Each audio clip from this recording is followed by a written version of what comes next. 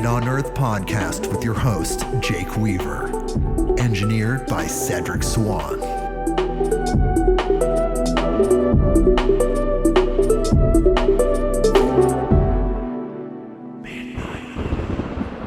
Hey everybody, we are back with another episode of Midnight on Earth. I'm your host, Jake Weaver, and we're here to bring you more knowledge, more light, and more love. I can't believe it, but he's back. When I interviewed this person the first time, in a way, it was a dream come true. It was an incredible interview, and I can't believe he's back. Jim Shooter is here on the podcast, returning after a little over a year. It's an amazing thing. I'm very happy about this. Jim Shooter is here, and we're going to talk to him in just a second. But first, I need you to do something for me. Go to bluecobracbd.com. That is bluecobracbd.com. And there you will find Blue Cobra CBD oil, the highest quality CBD oil on the planet, period. It's absolutely incredible. I'll tell you why again. A man named Howard Hitt created his own proprietary extraction method to extract CBD from hemp flower. He then uses that to create his oil. This method is called the Hitt extraction method. And Howard Hitt, aka Big H, uses no chemicals, no solvents, no gases. It's 100% natural. The product is 100% organic.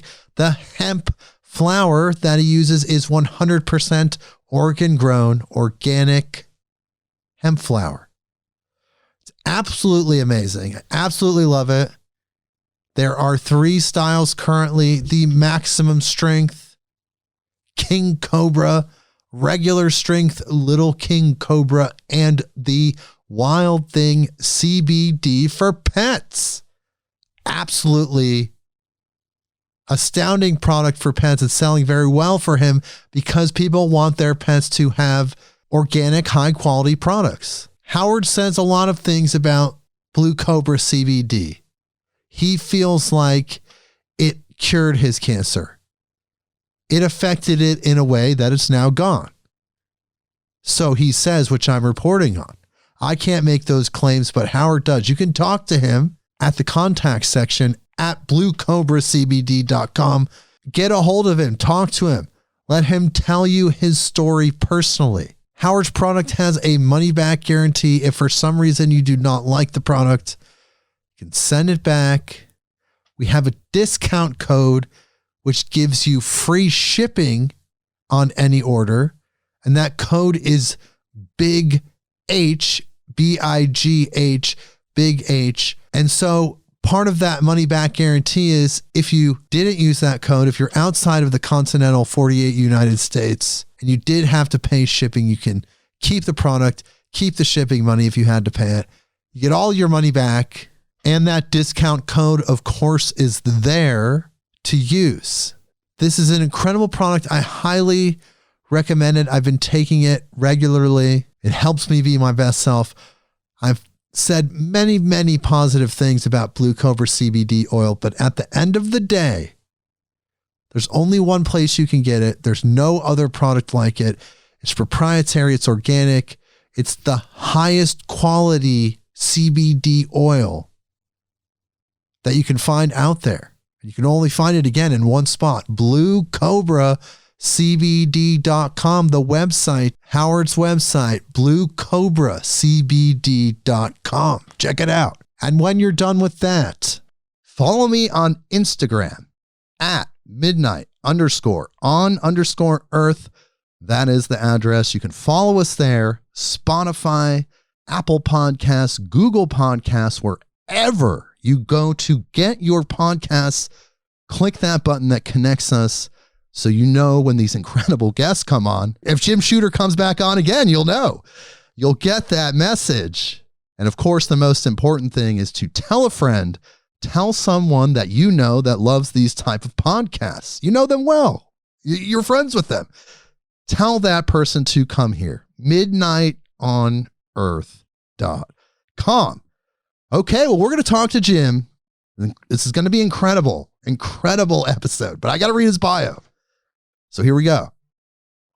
Jim Shooter is an American writer, editor, and publisher for various comic books.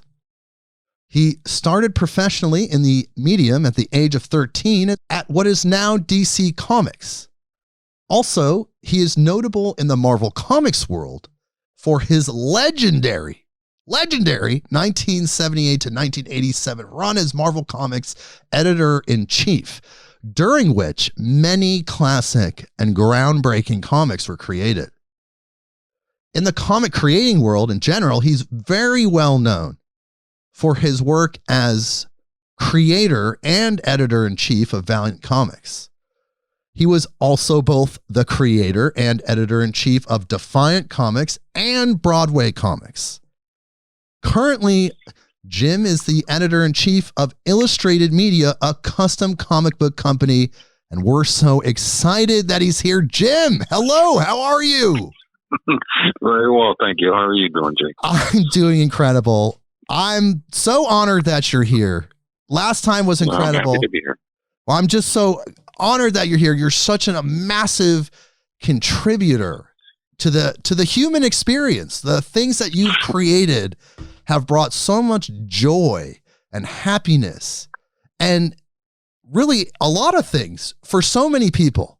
And it's just such an incredible contribution that you've done over time. And you're still here contributing, which is amazing. What an honor. But Jim, let's talk about what's been going on since the last time we talked. People listening, if you want to hear Jim's life story, how he got from 13 to now and all the various points in between, check out the previous episode that we recorded.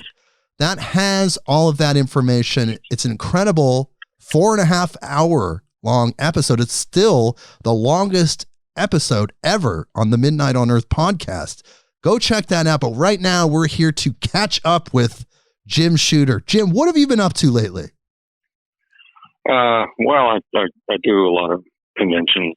I keep getting invitations to conventions. They haven't forgotten me yet. But anyway, so I've been doing that. Other than that, I mostly have been doing some Hollywood stuff that I really can't talk about yet. But it's non-disclosures and all that. Yeah, of course.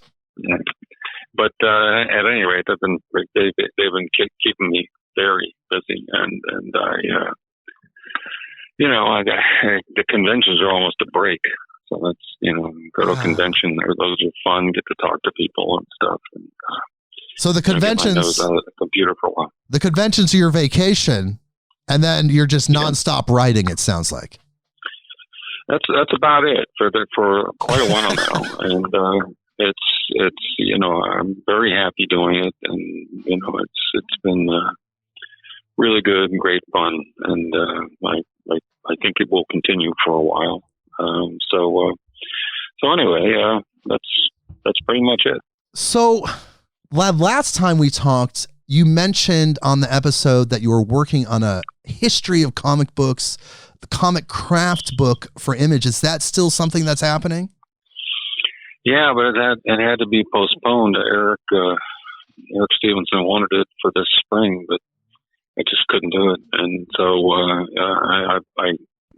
last time I talked to him, he was still very interested, and we're going to go ahead with it. But I've had to put that aside to do all these other things. And but I'm looking forward to doing that. And also after that, Eric said that after the how-to book. He said if I have any properties that I'd like to have Image published, that they'd be happy to do it. So I do have a lot of properties. Well, that's pretty amazing. So we'll see what happens. That was one of the questions I was going to ask you, because it seems like a person of your stature and also your talent could easily have a gig at Image with a book. So it seems like I felt that was coming. It's really good that is a potential possibility, because I know that very many comic book artists, new, young, and older, would love to work with you on something like that. So that's very exciting news. Yeah, Eric Stevenson's a great guy. He's very smart. He really knows his stuff, and he would take off my shoulders all of the sort of running around and getting artists and things like that. So I think he has some people in mind. But we'll see what happens down the road. I look forward to that opportunity. It's going to be fun, because I haven't done any kind of mainstream stuff for comics in a while. Yes. I mean, everything I do is comic book related somehow, but it'll be fun to sort of get back in the saddle again. Yeah, I can't wait, to be honest. I think it was the Dark Horse Gold Key stuff that you worked on in 2010-11 was kind of your last big professional work that I can think of. I've done a couple little indie things since then, and some commercial stuff. But yeah, that was my last big stint in the comics. I think that ended in 2012, I guess. I don't know. Right. And there was your name being thrown around working on an image book as kind of an overseer, but that never came to fruition. What was that about? Well, some guys called me up, and one guy I'd worked with before, and they wanted me to consult and sort of edit, and it turned into more sort of advising and teaching. but the thing is, they were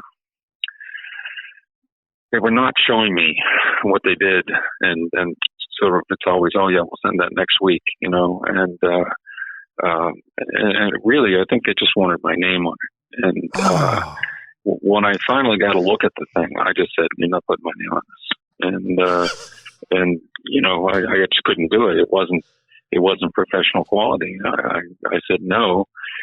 They had gotten Eric Stevenson, that image had gotten his attention just because my name was on it.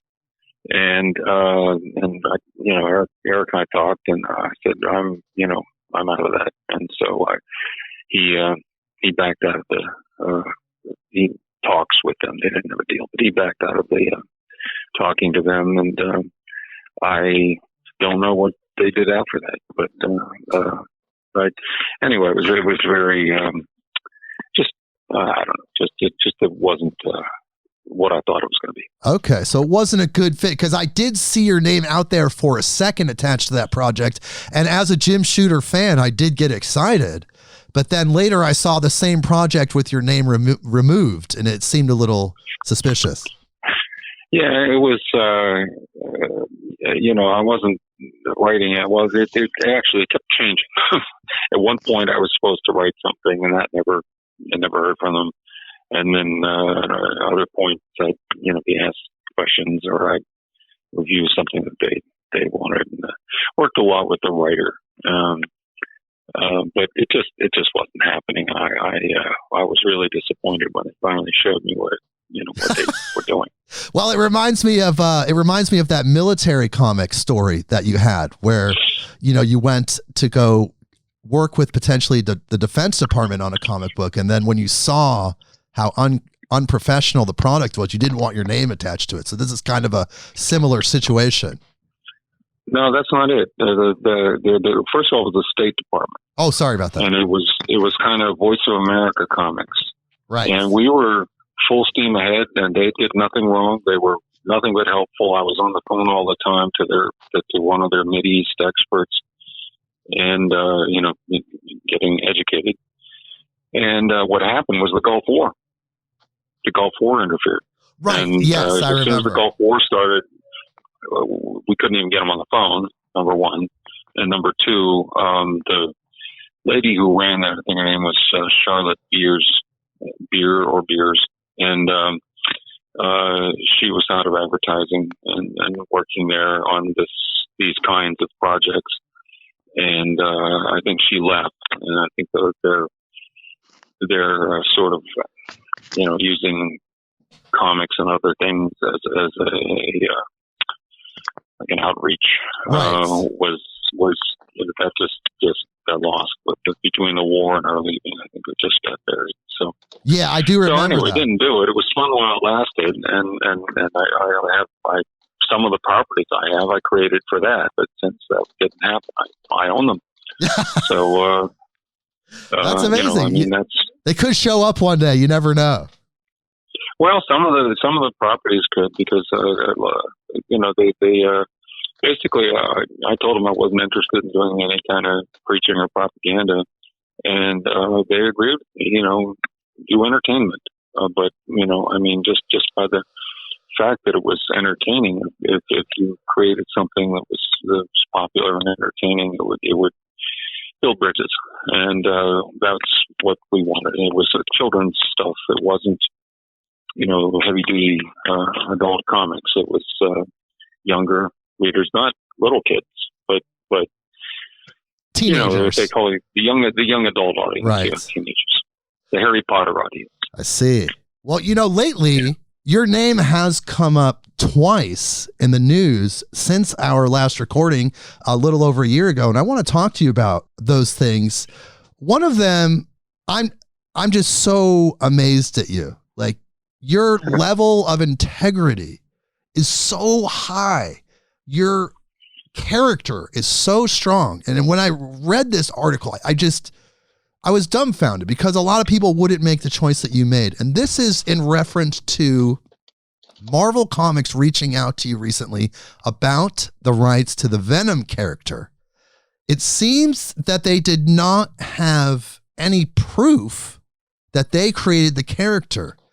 And they were trying to, if I read the article correctly, they were trying to get you to sign a contract to give them the rights, but the contract was so fishy and sus that you refused. But then they called you back and you gave up the rights for $10,000, which I thought was so amazing, because it was work for hire. Yeah, I'll tell you though that what really happened is it wasn't just Venom. It was Secret Wars and everything that sprang from it, including Venom and Carnage. And basically, for some reason, they couldn't find a single shred of paper that I'd signed that said they had any rights or title to Secret Wars, the Black costume, all that came from the Black costume, and other new characters I created, the Beyonder, and you know, a lot of it, you know, and the story itself. And so I don't know. First, some weasel from Marvel tried to con me into signing a document, because he was saying, "Oh, we want you to write a novelization. We'll send you the contract." What he sent me was a work for hire document. It was, he talked about belt and suspenders, things like an inch thick. And I'm like, and the agreement to do the little novelization thing was one page. I said, wait a minute, something's fishy here. And besides, the offer he made me was pathetic. And I said no. He kept coming back again and again, slightly higher offer. I'm like, no, you know, I don't know what's going on here, but no thanks. And finally, his boss, a guy I know, is named David Bogart. Great guy, nice guy. And has always, you know, dealt very fairly with me and very generously with me. And he called me up and he said he found out about what this guy was trying to do, and said he apologized and said, "Sorry, you know, the guy was off his rocker." And then he said, "We do need you, because we don't have any of these papers. We have no proof of we own any of this stuff, and so we'd like you to sign a work for hire, and we'll pay you to do it." And I said, "You don't have to pay me. Just send me the papers. It's fine. You know, I know it was work for hire. What am I going to do? Lie about it?" I know. You know? I mean, I was editor-in-chief of Marvel Comics. I mean, how could I not know it was work for hire? So anyway, I said, no, just send. He kept saying, no, well, we'd like to pay you, you know. And I said, no, I don't need to be paid for this. This is the right thing to do. Let's just do it. So finally, he said, I'm prepared to pay you $10,000 to sign your name. I said, no. He said, take the money, stupid.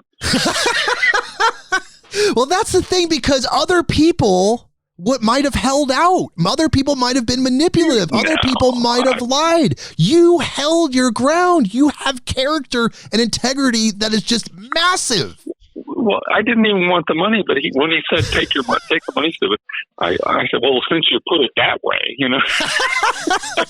So they actually paid me to sign my name, and I would have done it anyway. But that's fine, because like I say, I know that was all stuff that I agreed that was theirs when I did it, and both by being editor in chief and the fact that I guess I must have signed something somewhere, but they couldn't find it or whatever. I don't know. I don't care. It came out right. Well, the thing is that, like I said, other people maybe in that situation might have felt like they could ask for a lot more, or maybe even trying to say they created it just because there was no proof. But you held your ground. You really did the right thing. And when people do the right thing, and they're an example for other humans, it's such a powerful thing. I just felt like that was so powerful. Like you could have taken that in a lot of different directions, but you chose to do the right thing, the bigger picture. You looked at the bigger picture. Well, and since then, and at that time, actually, several very savvy business people that I know who, heard about this. They said, "Don't take the money, stupid." They were like, "No, you can get more." And I said, "No, I don't even want this." But I'm not going to fight anymore. I'm just going to take it. And I said, but they were telling me, "No, you have to hold out for astronomical numbers." Yeah. So I said, "No." And of course, I when I was talking to this David Fogart guy, I said, usually when you try to get a clean chain of title for something, that means you have a movie in development. And he said he really couldn't tell me that. I said, I think you just did. So I assume they're at least working on it. At least making a Secret Wars movie would be hard because some of the rights to some of the characters are tied up elsewhere. Probably a little minefield of legal negotiations that they have to go through. But I think it seems to me they must have at least been working on it to want to get all those buttons buttoned up. Hollywood these days, they're very risk averse. They don't want to be sued after the fact. They don't want to, make a movie and then find out somebody has some claim to it. Right. They want to make sure there's a clean chain of title, that whoever's representing something to them actually owns it. Well, it's just amazing because by doing the right thing, you just opened yourself up to more blessings to come into your life. Like the energy is just going to come back. It's just amazing. You did the right thing, and it just shows how much of a good person you are, how strong your integrity is, how incredible your character is. It just really impressed me, I should say. Well, thanks a lot. Well, the other thing that happened recently was maybe something you've heard about or maybe not, but a comic book that you wrote, speaking of Secret Wars, one of the pages of original art sold and broke the record for the highest amount of money ever paid for a page of original comic book art. Did you know about this? I heard about it recently. It was a Mike Zeck page. Yes. And it was from Secret Wars. And it's Secret Wars number 8. I think that's where the black suit started. That's correct. And it was page 25, and it's actually the first image of Peter Parker Spider-Man wearing the black costume for the first time. It sold for $3.36 million. Yeah. And Mike probably sold that page way back when for $50. It's mind-blowing. And that crossed your desk probably dozens of times, right? Well, yes and no. The fact is that when I was writing for Marvel, I took off my editor-in-chief hat and I put on my writer hat. And I always had an editor, and I let him, handle the traffic and doing everything, including things like writing the cover copy and stuff, picking the colorist and the artist and so forth. And I just acted like a writer, and so a lot of it wasn't going across my desk. Now, if the editor that I chose to be the editor, if you ever did something really off the rails, I'd put the editor-in-chief hat back on. But usually, I mean, I had great people working for me, and they did a good job. And it's always good to have a second pair of eyes. I don't care who you are. I don't care if you're the boss. I don't care what. You should always have somebody look over your stuff, and every once in a while, one of them will say, "Hey, what about this?"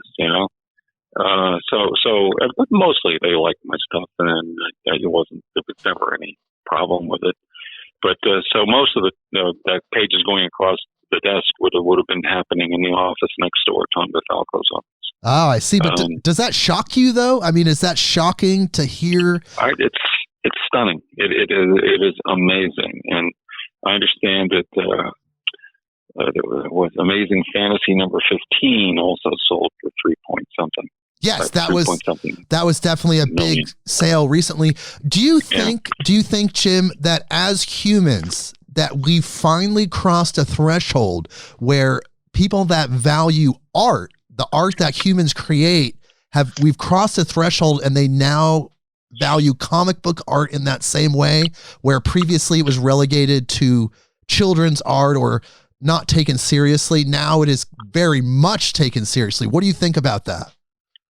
I think it's for sure. I mean, I think that and there's all this other stuff going on, like NFTs and stuff like that. Right. And so some people are selling rights to that, and then I understand that DC Comics is trying to crack down on anybody who tries to NFT, DC art page. So I mean, that tells me that they think it's a big deal. And that it's going to be it's going to mean something in the future. So we'll see. Yeah, we'll see how it goes. I don't know, but it seems like there's a lot of phenomena, gathering around this business and sports and other things too. But it's interesting times we live in. Yes, definitely, in a lot of ways. Yeah.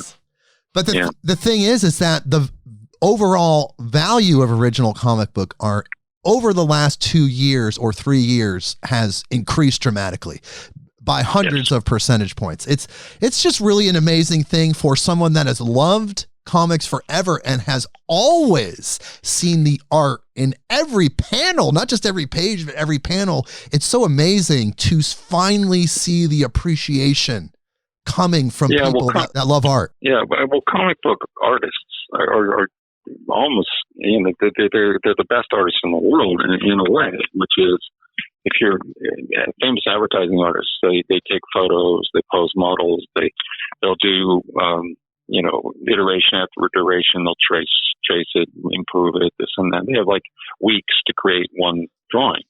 The comic book artists, they have to do this up to, sometimes 6 or 12 times a day, no models, just out of their head, get the perspective right, draw this room, make it look like it looks, draw, me sitting there, and just have to be able to do that, and then go on to the next panel, do it again, do it 12 times a day maybe. And that's the level of skill is unbelievable. And now that I've been going to conventions more and seeing all the new young artists, man, these guys are great, and it's about time they get some appreciation.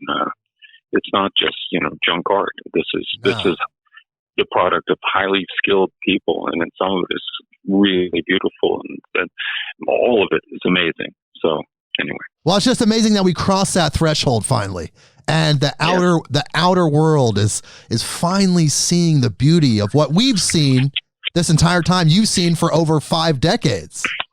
It's true. It's just really amazing. But DC, though, is struggling a little bit right now. Since you brought up DC, it's a little hard to hear, but from what I understand, they're hemorrhaging money, and really only the Batman comics are even breaking even making a little bit of money. All of their other titles are underwater. Yeah, I'm pretty certain that's true, because I know the economics pretty well, and I'm looking at the sales figures and stuff, and even Batman isn't doing it. That's not going to save them. And they've had some big layoffs, and in recent times they fired their CEO, they fired 3 vice presidents, they fired 10% of their support staff. That was just the first wave. Now they have another big wave layoffs. And I think that, yes, they are hemorrhaging money. Well, they kind of always did. The days where they were making money is the 50s and the 60s, and it started to fade away. They were. How do I know that? Well, Bill Sarnoff from DC Comics called me up in the 80s when I was at Marvel, and he offered to let Marvel publish all the DC characters. He wanted to license them to us. He said, "You guys seem to make money publishing, and we lose $10 million a year." I said, "Wow." That was in the 80s when things were booming. And all the rising tide lifted all the boats, and they were doing the occasional things like Watchman or Dark Knight or whatever. They were having what you think was some success.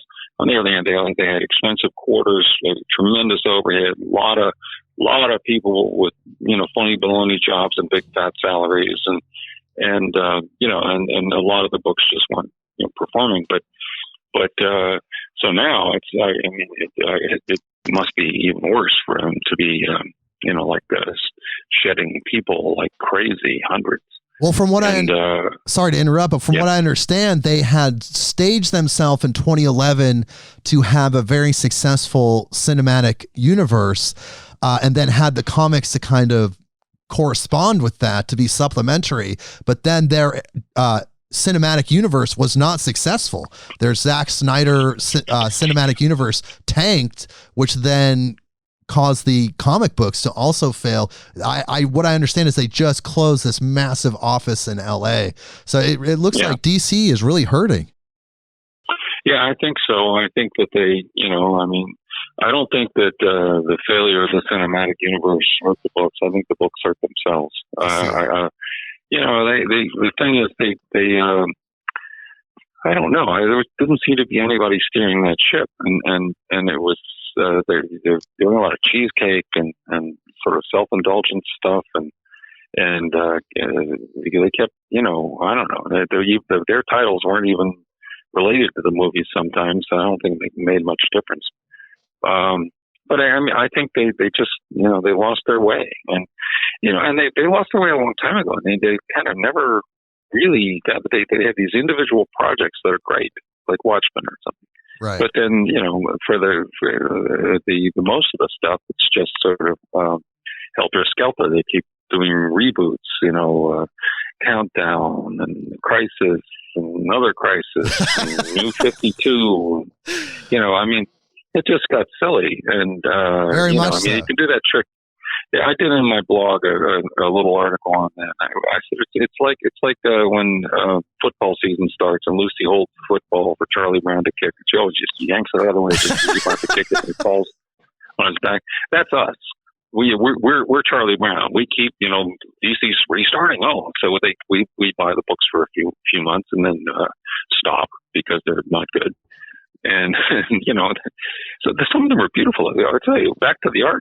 It seems like the quality of art these days is generally, much higher than it used to be. Some of it's shockingly good compared to especially the decades of the 70s and 80s and 90s. Some of the average comic book artist of today would have been considered a mind-blowing superstar of the 80s and 90s. Yeah, exactly. It's like in my era there was Neil Adams and one or two other guys who were just sort of really superstars, and most of the guys were not that good, not as good. Okay, and the thing is that the reason that came about is because for years the comics kept declining in terms of the pay scale. The artists weren't making any money. So the good artists, as soon as they could get any other work, they would take it. And just kind of like a few old dinosaurs and some new kids who just loved Spider-Man or whatever comics and wanted to do it. But we changed that, and we bought at Marvel in the 80s. I doubled the rates. I doubled them again, and kept increasing them. All these benefits. Stuff, paid all their expenses and everything, and royalties that came in.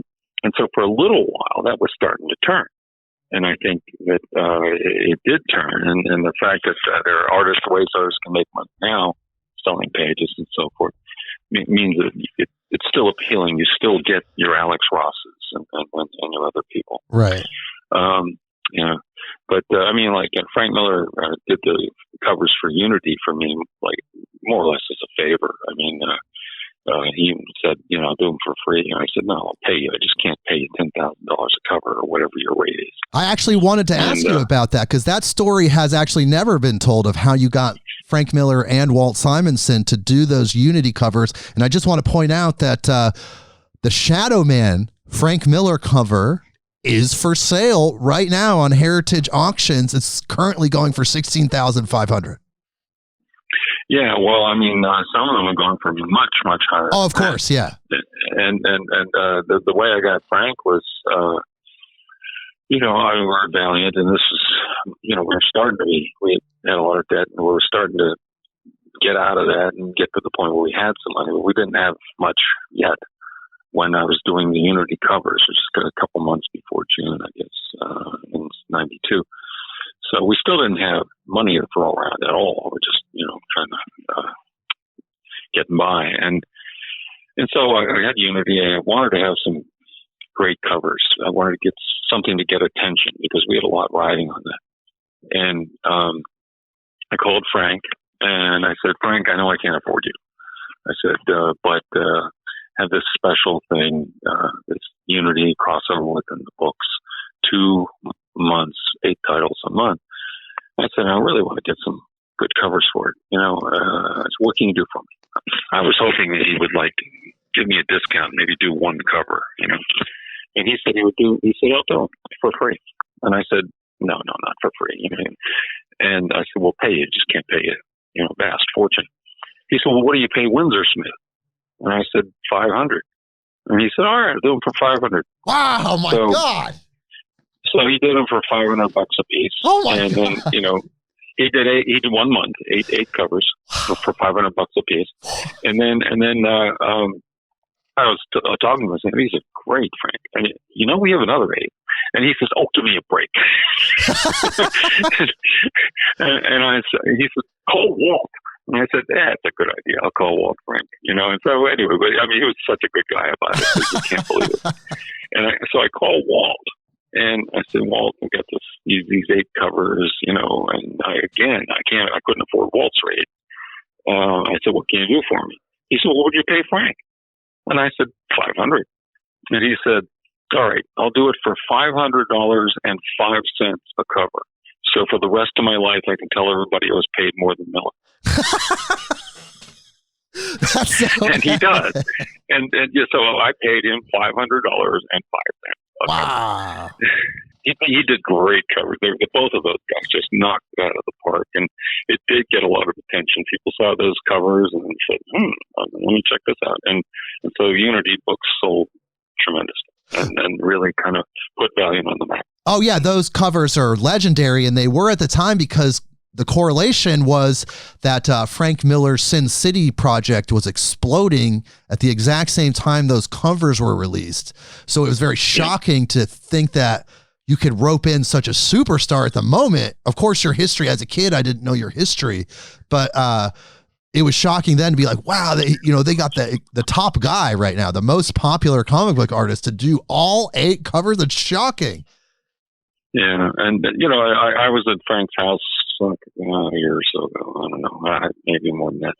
But and he has the Eternal Warrior cover framed and on his wall, so I think he's pleased with them. And I'm pretty sure he gets a lot of money for them if he decides to sell. Well, he did let the Shadow Man one go at some point, because it's on Heritage Auctions right now. And I thought that maybe Walter Simonson was interested because in the 1960s Magnus Robot Fighter comics, he actually sent in some fan art as a child.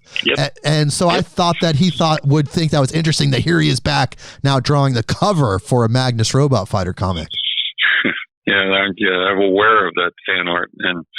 And Walt loved comics when he was a kid, and still does. Oh my God, he's one of the greats of all time. Like, you can't even really. Oh yes, absolutely, absolutely. Frank did 8 covers that formed these giant glowing hands. Yes. So Walt, not to be undone, did an Escher perspective, and all his covers fit together into one one illustration too. Yes, and they're very beautiful. I've seen the posters where all of the artists combined without the dress, the logos and such, and it just looks stunning. I mean, both of those group of covers look stunning. They're absolutely amazing. Yeah, that was great. Those guys really were good to me. Yes, of course. Yeah.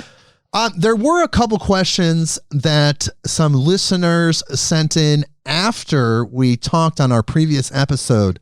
One of them was about Defiant Comics, and one listener wanted to know if Plasm, the comic that you did with David Lapham, was shopped to Topps Comics first, because he felt like there was a brief window of time where Plasm was going to be published by Topps under Jim Salicrup.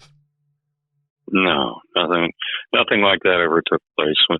When I left Valiant, I had to sort of wait out my contract. Right. But because I couldn't do any, serious money raising or anything like that until the end. But I could work on my own stuff, And I created Plasm back in 1987.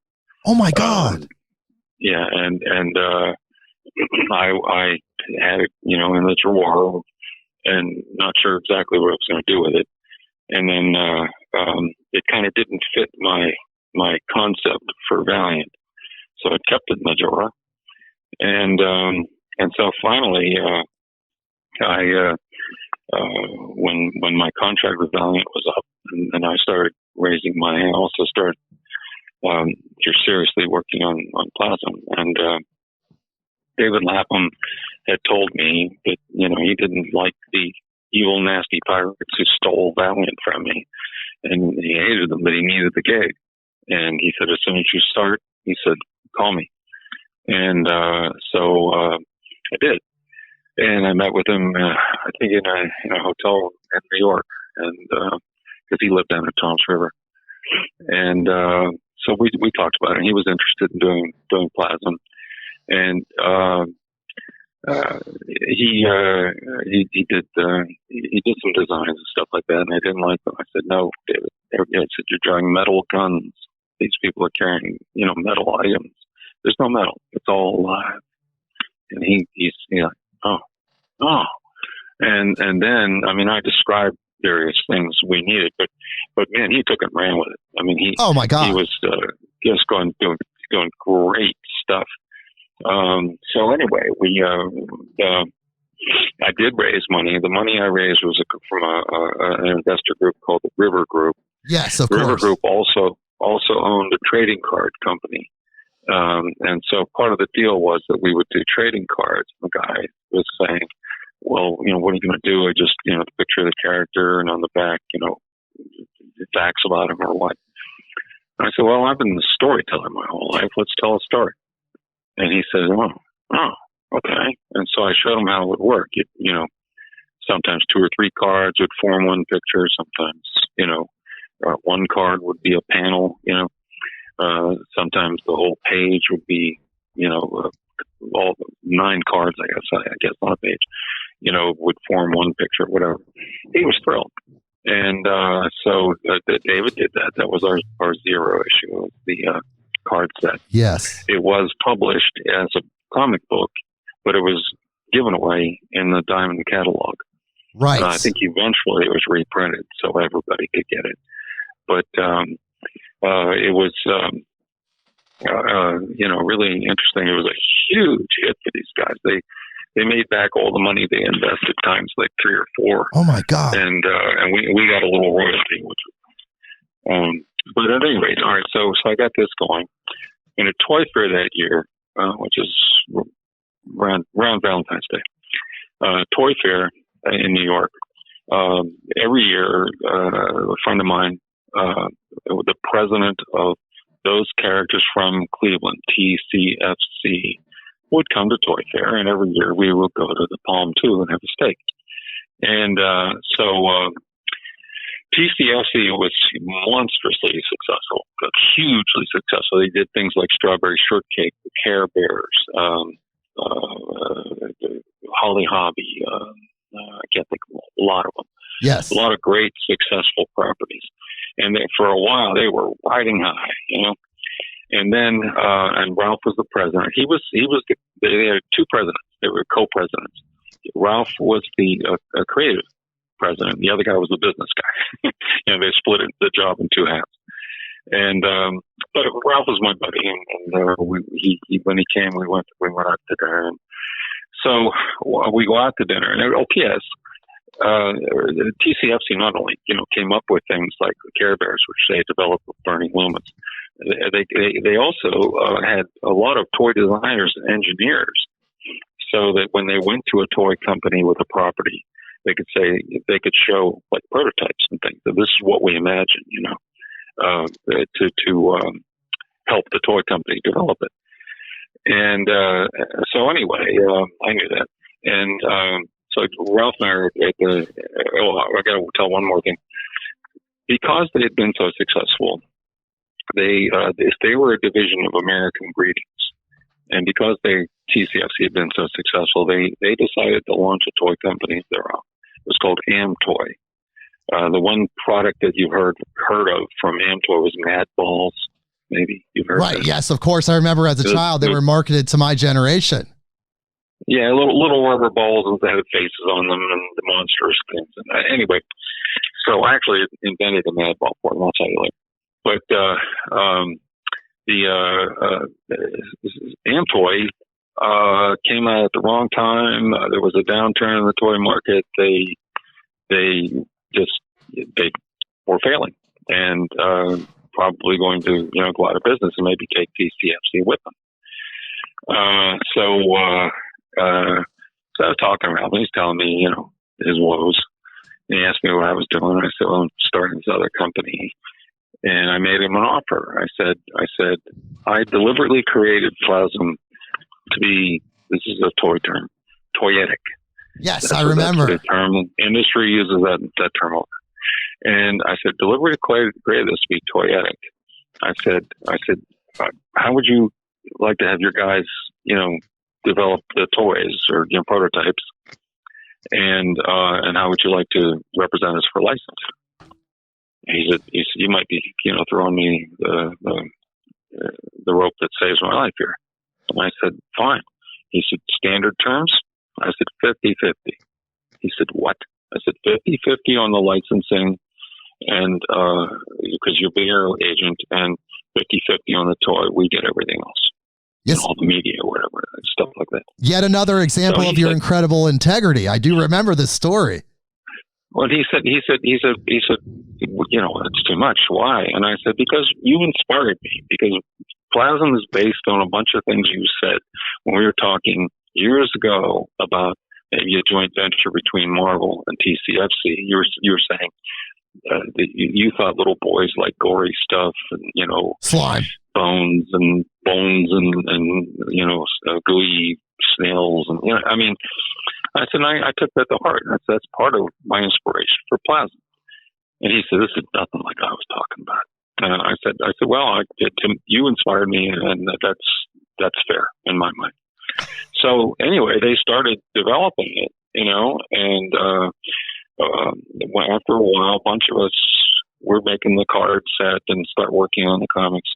And so myself, David Lapham, and I think Winston Folks, we flew out to Cleveland to see their presentation, see the prototypes they intended to present. And they were nice. They really were. They had figured out ways to do soft plastic and make some creatures and things that were really, really good. And they did stuff. I can't remember what, but anyway, and then so they wanted us to see and maybe give comments and stuff. So we did. And then Ralph says, all right, I think we're ready to pitch. Who should we call? And I said, Mattel. We have to call Mattel. And he said, why? And I said, because Kenner has boys' toys and Hasbro has boys' toys. I mean, Mattel has Barbie. Right, I remember.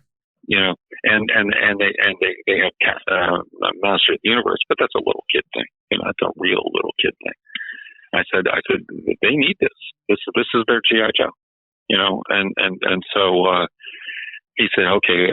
He said, well, we both know Jill. Who should call her? I said, you're the toy guy. You call her. So he did, and right away she said, "Come on out. Give us your pitch." So we did. We flew out to L.A. It was me, Ralph Schaefer, and the other president of TCFC, the business guy whose name escapes me at the moment. But at any rate, so we go in, and Ralph said, "Do you mind if we pitch something of ours as well?" And I said, "No." So Jill had all of the girls' toy people in the room, and Ralph pitched something, and they didn't like it. and it was like, oops, you know.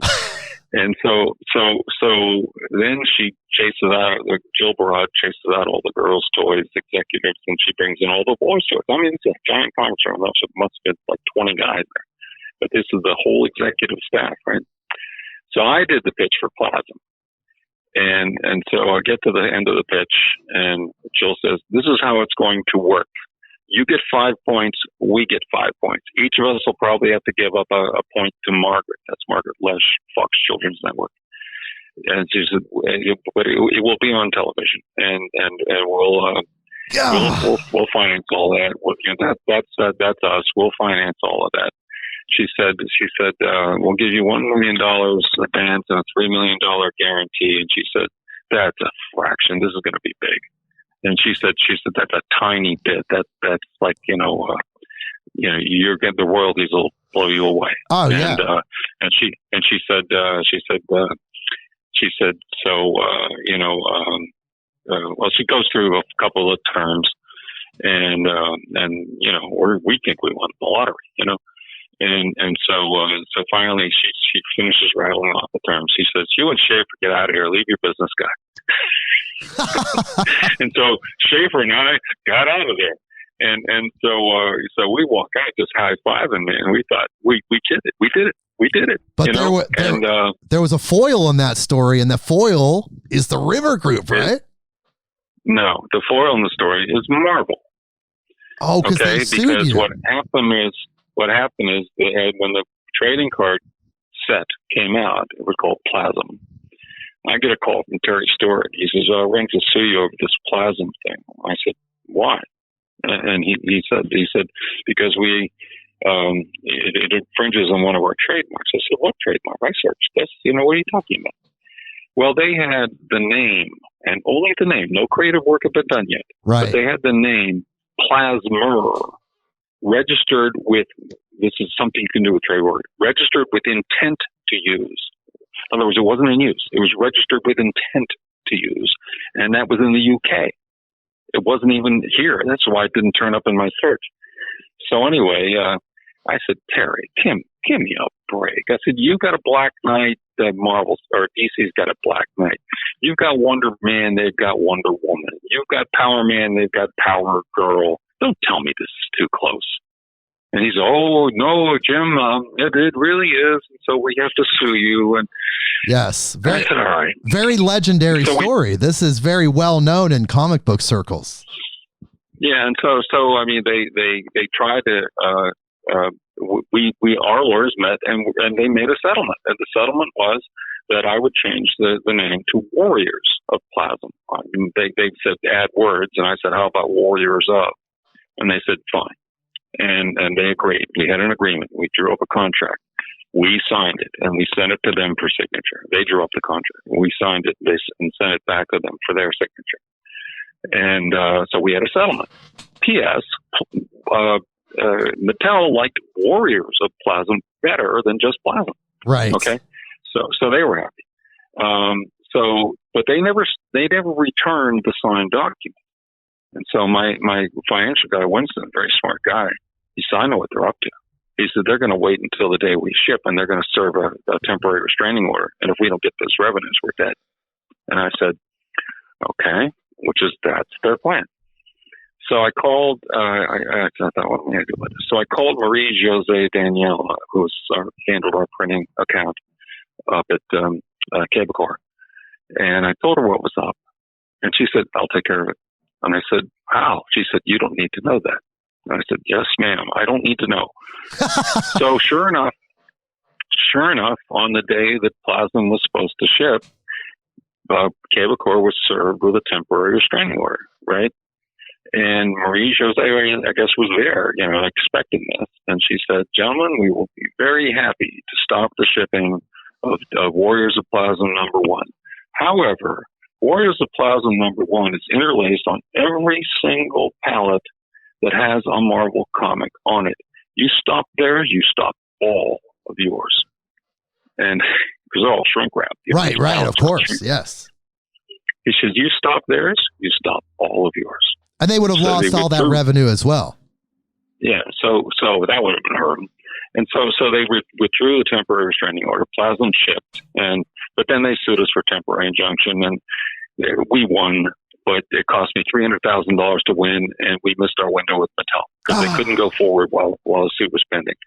So now, when you get a $3 million guarantee, you also Jill Barad told me. She said it's really $9 million because you're going to get a $3 million guarantee for the ancillaries and a $3 million guarantee for the international. It's usually roughly about the same.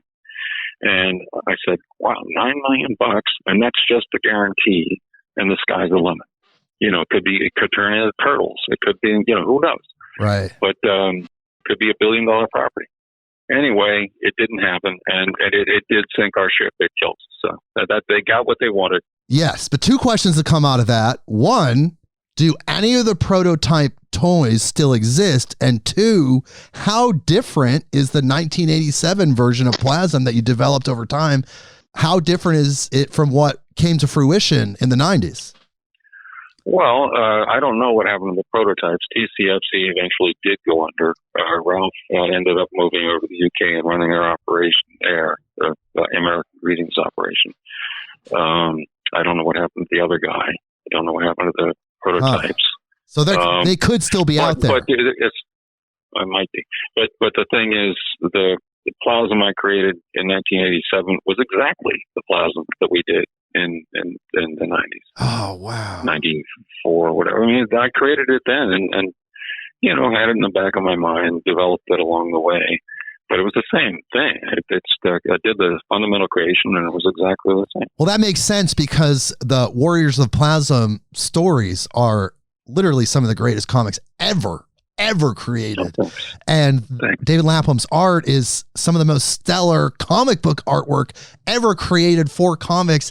That comic itself, you could say, is peak comic booking. I mean, just peak comic book art form. It's just mind-blowing. So that makes sense because the world building was so rich. There was so much density to Warriors of Plasm. Yeah. It makes sense that you had been working on it for that long. Yeah, exactly. And like I said, the original idea, the original creation, nothing about that changed. I just kept sort of adding on to it when I had time over the intervening years.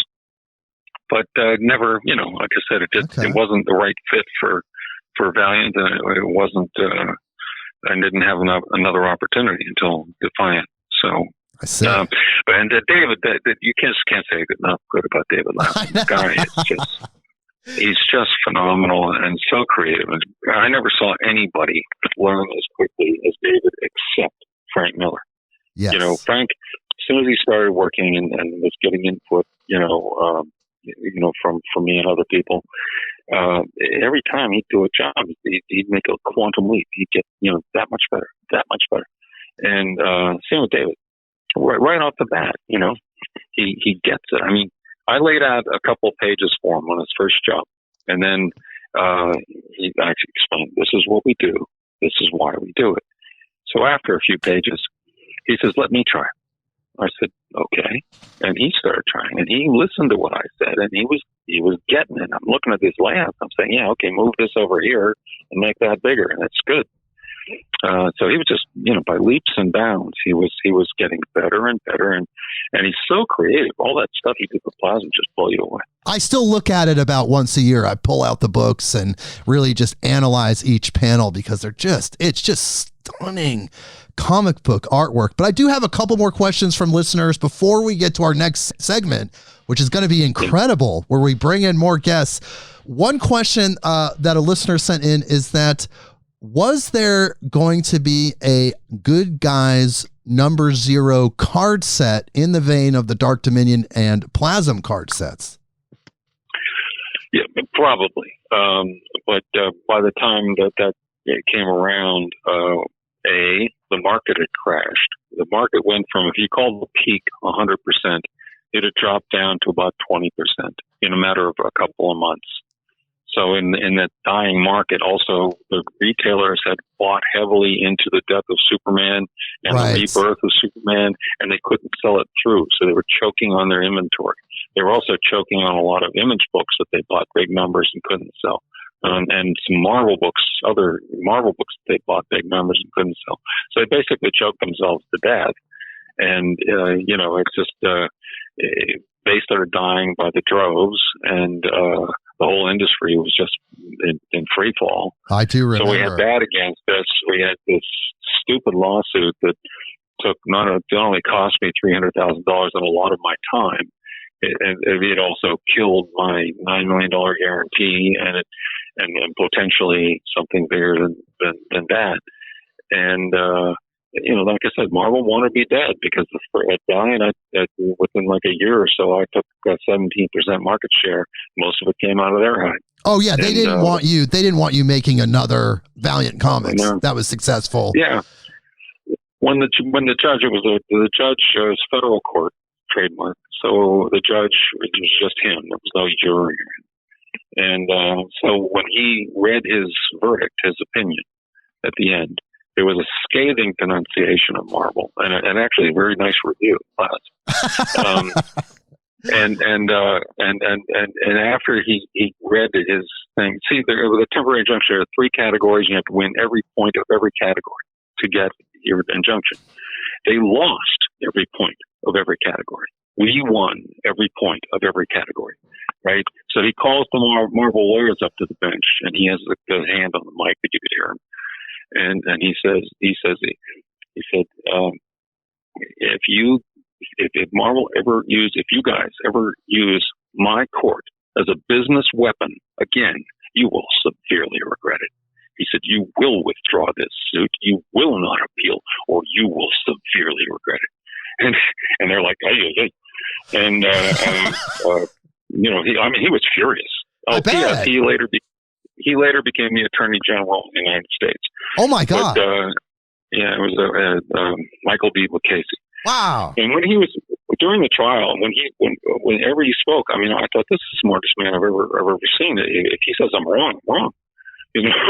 But I wasn't wrong. I was right. And he was furious with Marvel, and so they did withdraw, but it was too late. And that was why projects like Good Guys and stuff like that didn't get the full treatment. Well, I thought it was interesting that there was an article published in 1994 where you pointed out that you were willing at the time to take unsold Dark Dominion binders for the cards in exchange for the new version of Dark Dominion number 0, which was going to be a limited edition penciled by Joe James that never came to fruition. I thought that was very amazing as well, that you noticed that trading card market at the time had just totally tanked, even more than the comic market, and you were willing to take those in exchange, even though the company didn't make it to that point. Yeah, the trading cards went first, and then the comics soon followed. And back in that year of the collapse, Diamond was, of course, booming. Diamond comic distributors, right? And they published a magazine. They published their catalog. They had a lot of publications in and around comics. For their magazine, every year at the beginning of the year, I think they would get the industry luminaries. I guess I was a luminary then, and they would get them to write their projection for the year, their prognosis for what was going to happen with the comics. And so every single one of these people wrote, "Oh, bigger and better, we're booming, the sales are going to keep climbing, we're going to all be doing really well." And I wrote, "This is a bubble; it's going to burst. You're publishing phony collectibles. You're making comic book companies into the Franklin Mint. You just saw what happened to the trading card companies. Why do you think comics will be different?" And I was preaching. Tell good stories. Tell them well. Forget the foil covers. Forget all the gimmicks and events and all that stuff like that. and you know, I was like the voice in the wilderness, you know. I was thoroughly ignored and sometimes ridiculed. And then, of course, I guess it was August, boom, you know, the crash came. Well, you know, I did track down who owns the rights, I think, to the Defiant properties today, except for War Dancer, which is owned by Alan Weiss. But NBC Universal now owns Classic Media, which purchased the rights. So it's really interesting. Right. They're still out there. NBC Universal, the title is NBC Universal's Classic Media, so which is pretty amazing. Right. So maybe someday, you never know, the Defiant properties could come back. You never know. Well, interesting. I just had a phone call related to that. Let's put it that way. Okay, well, we're going to move on to the next segment of this very, very special episode with Jim Shooter. And this segment is really about bringing in people that understand Jim's work specifically and absolutely love it. His work specifically with Valiant Comics, Defiant Comics, and Broadway Comics. All three of those companies are companies that Jim Shooter founded and was a massive part of. And we're going to bring in people who have focused on these properties for a very, very long time. The first guest that we're going to bring in to speak with Jim Shooter is named Greg Holland. And Greg Holland, about 20 years ago, started a Valiant Comics fan site. It was the first major Valiant Comics fan site ever on the internet. It's currently called VALIANTFans.com. And he has absolutely loved you as a person, loved your Valiant work, loved everything that you've contributed to the comics book world for a really long time. Enough so to devote his personal energy, his time, his money, his thinking energy into maintaining this portal, you could say, this destination for all Valiant Comics fans. So what we're going to do is we're going to bring Greg Holland on. There's actually 4 guests, but first we're going to bring Greg Holland on to ask Jim a few questions that he's always wanted to ask. So let's see if he's here. Greg, can you hear me? I can. Greg, thank you so much for being here. Thank you for starting VALIANTFans.com. And this is your chance to talk to Jim Shooter himself, the man himself. Hey, Greg, how you doing? I'm doing great. I know you've met 100,000 people through the years, and I'm one of them. You met me in 2009, so I'm sure you remember that. I was standout from all the 100,000 that you've met. I have listened to many of your interviews through the years, and so I wanted to try to hit on some items that maybe you haven't talked about before. Would you talk about the earliest Valiant items, the promotional, the non-superhero, Nintendo, the wrestling? How many of those got printed? They didn't seem to make it to comic shops, but they seem to have made it somewhere. So where did they get distributed? And did you have any creative control? Those things in the non-superhero era. Well, the story about that was that when I started Valiant, I started it with the intention of doing superheroes. I went to Richard Bernstein of Western Publishing, and he knew me because he had tried to buy Marvel at one point. He gave up on it because he said he just hated these management people. So they kept trying to nickel and dime. He gave up on. He actually walked away. Didn't give up on it. He walked away. After spending $500,000 on due diligence. That's how pissed off he was. And so anyway, but during the time where he was actually looking into buying Marvel, he had to meet me. I was a key man. And so we met 3 times. And the third time, by that time he was just, he said, none of these other departments are doing well. These executives, they're stupid. And the only thing going well is your part, and we were doing great. I had the greatest team on earth. But anyway, he said, sometimes I think I'm buying you and a bunch of used furniture. He didn't mean me. He meant us. But the thing is, he did know me, and he said that, and I thought that was nice. So I went to him, and I'd licensed from him Solar, Magnus, Turok, all that, everything.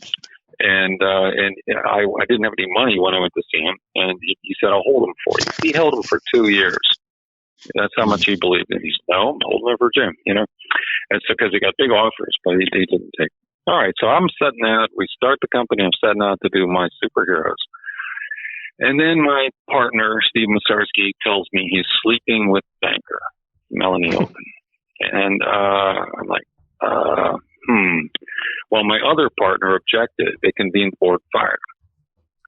And, so here I am. I didn't want to be there anymore. But the fact is that a lot of people had come to work for me, Don Perlin, Janet Jackson, Jade Mady, other people. And if I left, the place would close down and they'll all be out of work. And at that time, I was sort of the pariah of comics, so they probably wouldn't be able to they'd probably be blackballed elsewhere. So anyway, Masarsky, once he was essentially, he had me outvoted on the board. And technically I was the CEO, but he had me outvoted on the board because he and Melanie together had more stock than I did. And so he was a lawyer, an entertainment lawyer. He was on retainer to Nintendo for media and entertainment. So he made a deal with himself, both sides of the table, that we would license Nintendo. He's on both sides of the table. He's shaking his own hand. And he got a giant fat fee for this, and it took a whole big bunch of money out of our small grub stake anyway. And because I had to pay in advance to these people, and now I'm doing Nintendo Comics. Like I said, I didn't want to quit because I'd leave everybody in the lurch, and I couldn't do that to Don. But Don Perlin, 60-some years old, who's going to hire him? And so anyway, my plan was tough it out, do the best we can, do good books, try to make them sell. If I could just make a little money, then I could raise money and buy those turkeys out, And so I tried. I did my best. I mean, Nintendo was not likely to succeed. The way they were distributed was usually we had a deal for a short time with Toys R Us. We had small deals around for distribution here and there. Some were sold in the direct market, but it wasn't likely to succeed. The only thing that ever was successful is a deal I tracked down. And Masarsky was supposed to be in charge of marketing, right? And he wasn't doing anything. He was doing his law practice. And so I tracked down a promotional distributor, and I sold him 500,000 hardbacks. And so that's the only time we ever made money. That probably kept us alive a little while. So then, guess who else Masarsky represents? The World Wrestling Federation. So he makes a deal with himself, and he gets a big fat fee, and all of a sudden I'm doing wrestling books, Again, we did the best we could. I kept trying to succeed at something so we could, I could buy these guys out. And so that didn't work. And finally, I guess he ran out of clients, and I got to do my superheroes. Of course, in the superheroes, it was like within 9 months we were making money, and within say just a little over a year, we were 17% of the market, and climbing. And meanwhile, Marvel's falling, and we're climbing. That's one of the reasons they didn't like me. But at any rate, and we were just really taken off. And that's the story on the Nintendo and the wrestling books. And right after we started taking off, of course, they wanted to sell the company. It's a long story, but I ended up, being ousted. Jim, I just want to cut in here and just ask a quick question to add to Greg's question. Would you consider the Nintendo Comics sneak peek that was published by Valiant Comics to be the first Valiant comic ever created? Because it is considered that way in collectors circles. It has Mario on the cover and it says sneak peek, and it is. Yeah. Would you consider that the first published Valiant comic? Well, I'm going from memory here, but yes, I believe that is. Okay. Greg, go ahead. All right. I think I got nostalgia somewhere in the late 1990s for Valiant, because I had gone from a 15-year-old who couldn't even drive himself to the comic shop to a 21-year-old who, totally grown up at 21. So I got my nostalgia early. But now we're at 30 years, a little over 30 years since Valiant began. They say time heals all wounds. Would you say there are still Valiant wounds that are open? I never had any Valiant wounds.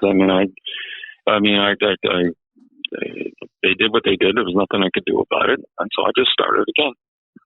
And I never even thought about those people. They became people I don't know. Okay. Including the people that they thought they could replace me with, because we had an offer, a bona fide offer they shopped the company behind my back. They got a bona fide offer from Paramount for $250 million. Okay. Mm-hmm. How do I know? Because I talked to the man at Allen and Company who conducted that deal, and his name was Enrique Sr. Give him a call.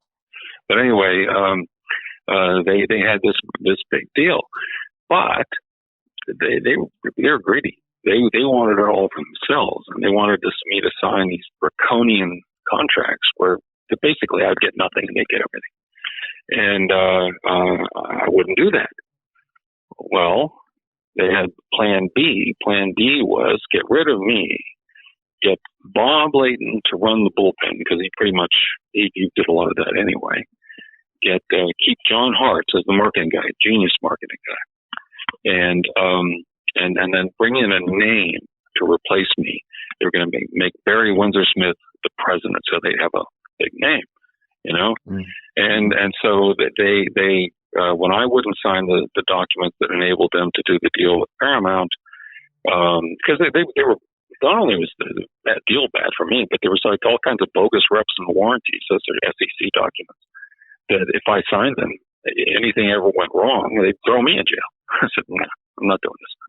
So when I wouldn't sign it, they convened the board. They didn't have enough members to fire me, but they'd had enough votes to add a member. So they added Fred Pierce, who worked with the bankers, and so they fired me. I remember sitting there thinking, great, I don't have to stay up again all night, finishing something.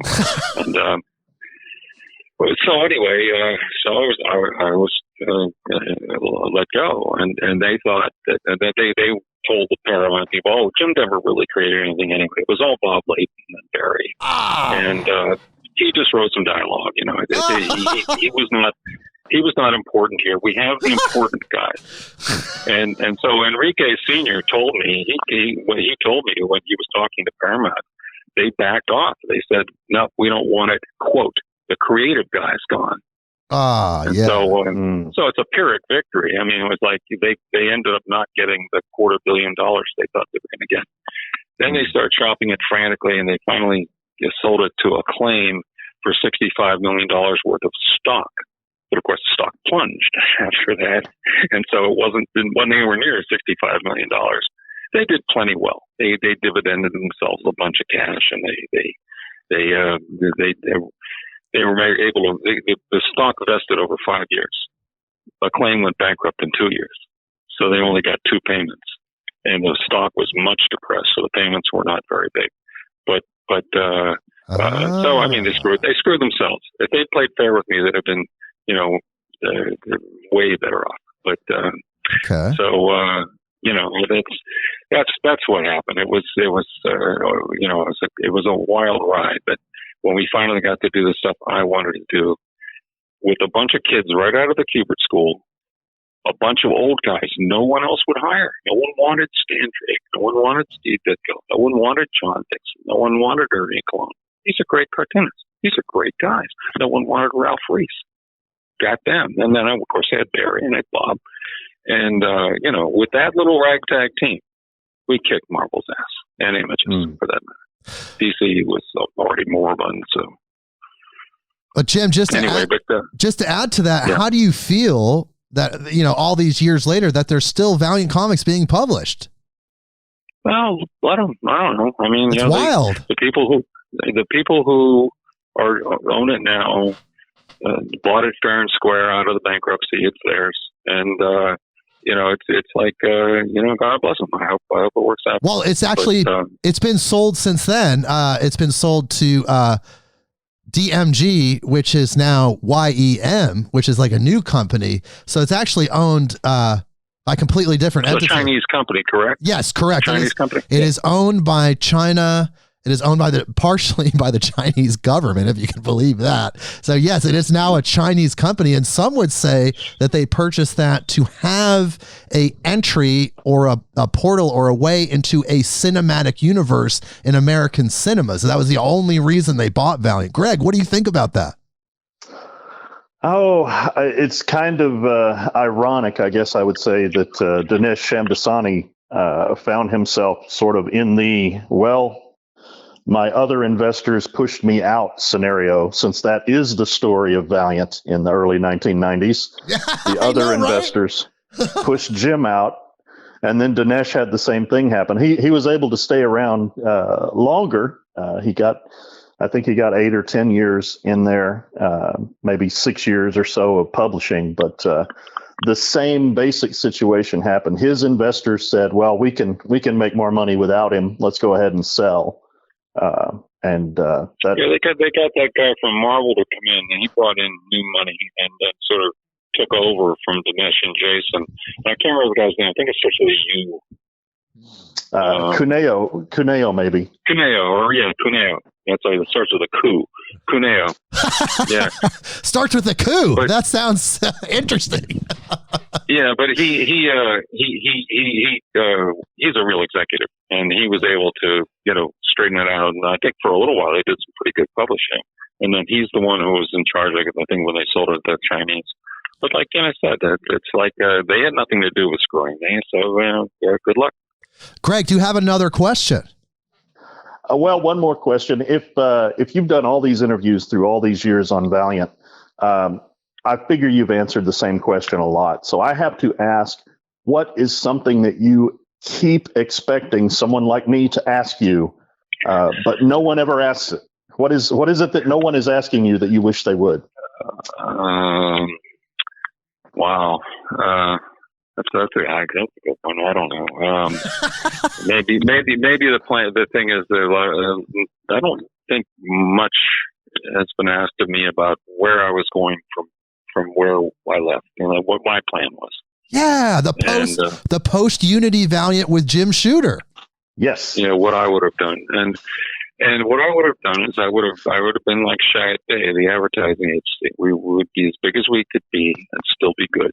And I would have very, very carefully added titles and seldom added titles and worked on making each one better, because right around the time they got rid of me, that's when we really started making money. For the first time, I would have had money, and I would have been able to pay for whoever. But so I would have done that. And my biggest evil plan was the Shadow Man plan. As you know, in the Unity book, he finds out he's going to die in 1999. And people said, well, what do you mean? What if the series is a big hit? And I say, series canceled due to death of the hero. I said, that's it. I said, it's over. And if we do that, we take a book that's selling 500,000 or whatever it is, and we say series canceled due to death of hero, who would ever dare look away? I mean, like, these guys are nuts. They'll do anything. And the other thing is, I said, something, guys, these old guys that work for me, they learned a lot. They were smart guys, and the young kids listened to them. So the young kids were getting smarter too. And then we had genius David Lapham and a few other good things. But I said to the guys, I said, all these other companies, when they get a hit, it's like they better hold on to it because they might never get another one. It's like a miracle. They're like, oh, it's a hit, and they guard it jealously. I said, we can do it again. We know what we're doing. We can do it again. Okay, Shadow Man goes away. It's selling big numbers. Who cares? We'll do something even better. Hey, well, something else, it'll be even better. And that would, I think, be a big thing in comics. I think that would really be meaningful. And that was my plan. And I had other plans, individual plans for the titles and so forth, and I couldn't recite them all now. But of course, but I had lots of plans, lots of big plans. Of course, every Valiant fan in the world would want you to recite all those things. Please tell us every plot point that you had for the next year after Unity. It's okay. Well, I have a lot of it written down, and maybe someday we'll be more going to get it, or not now. Yeah. Well, Greg, is there anything else you want to say to Jim Shooter before we move on to the next caller? I have something I want to say to Greg. I want to thank you very much. You were great, and you supported me. You and the group gave me a set of comics. You guys are great, and I appreciate it. Well, we appreciate you creating the universe for our generation.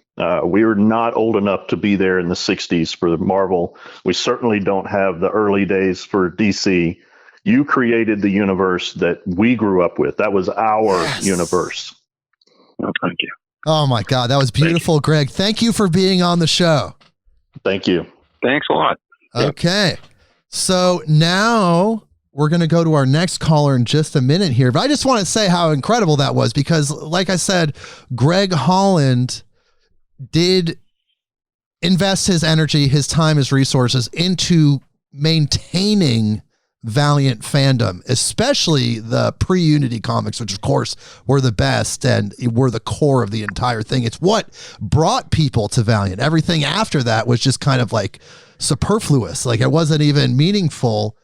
All the meaningfulness was based around the pre-Unity comics. Yeah, well, I think we built a good foundation. That's true. Yes. I don't think they did much with it, but at any rate, yeah. No, I mean, Greg he's a great guy, and I was glad to talk to him. Okay, so we're going to bring Jim Hollister on. Jim Hollister is considered the greatest Defiant comic fan collector in comic collecting circles.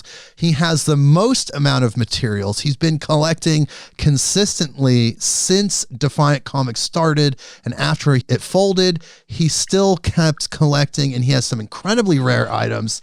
And really, he's just someone that deeply loves Defiant Comics, as I do, and we'll talk about that afterwards, but deeply loves Defiant and loves everything that you brought to the table there. So we're going to bring him on. Jim Hollister, can you hear me? Yeah, I'm here. Jim, thank you so much for being on the show with Jim Shooter. Jim's Unites. Awesome. Hi, Tim. How you doing? Great. Thank you so much for taking the time to talk with us. Yeah, it's a pleasure talking to you. Who are you still friends with from Defiant? I don't know. Let's see. I talked to JJ. I talked to her today, as a matter of fact. Debbie, Winston, Clark, pretty much everybody. I guess one person who probably doesn't like me is what's her name? I can't remember. She was editor. Deborah Purcell.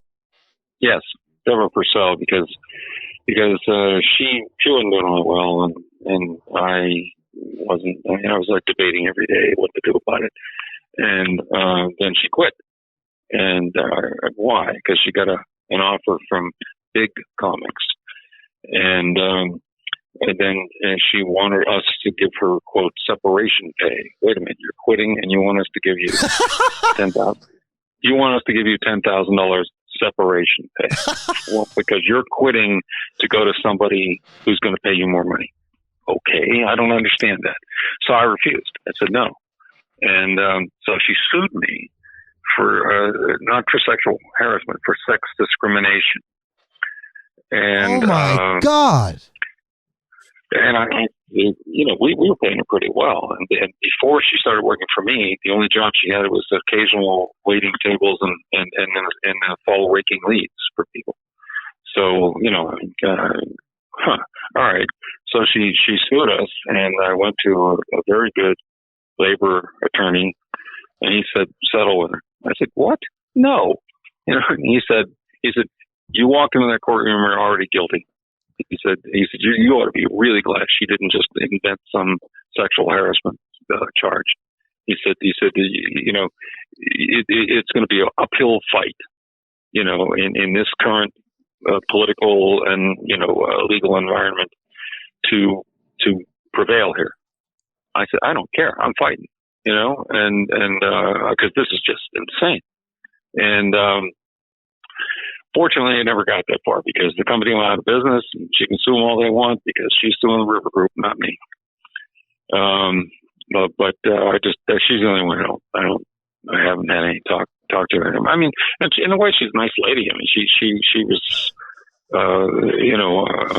sure. She's good friends with Dave. She's good friends with David Lapham, which speaks well of her. Okay. And she has redeeming qualities. Don't get me wrong, but this wasn't working out. And meanwhile, then I run into Rubenstein. What's his face? Richard Rubenstein, the guy, the big comics guy. And he actually tried to hire me once, and I said no, thank you. And he hired Deborah Purcell because he figured if she worked for me, she must be really good.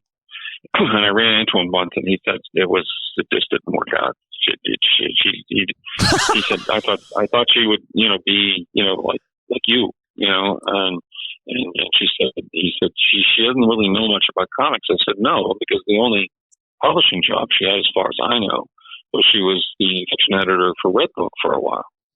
And they stopped publishing fiction, and so she was raking leaves, But no, she wasn't steeped in the comics. It didn't have, command of the form. Well, what made you feel like she would be a good editor then, just to cut in here? Well, I had tried getting people who had comic book experience and trying to teach them to be real editors. Because there weren't a lot of real editors in those days. I mean, once you get past Larry Hama, Louise Simonson, Carl Potts, and a few others, they're just, and then they weren't available. Then it gets you get to people who have to be taught to be an editor. And so I thought I'd try it the other way. Let's find a real editor and teach them comics. Well, that was stupid. So it just was a bad idea. And, because she kept saying, I don't understand this. She was a superb proofreader. She knew all about, editorial procedure and stuff. But she just didn't understand comics, comic stories, comics, the nature of the beast. And it just didn't work out. So I see. Jim Hollister, do you have another question? Yeah. Did the 10 original Steve Ditko art cards, did they get inserted into the Dark Dominion packs? Yes. As far as I know. I never saw one, but as far as I know, I knew people at the trading card company, and they assured me it was all done according to oil. So, could it be they were lying to me? It's possible. I don't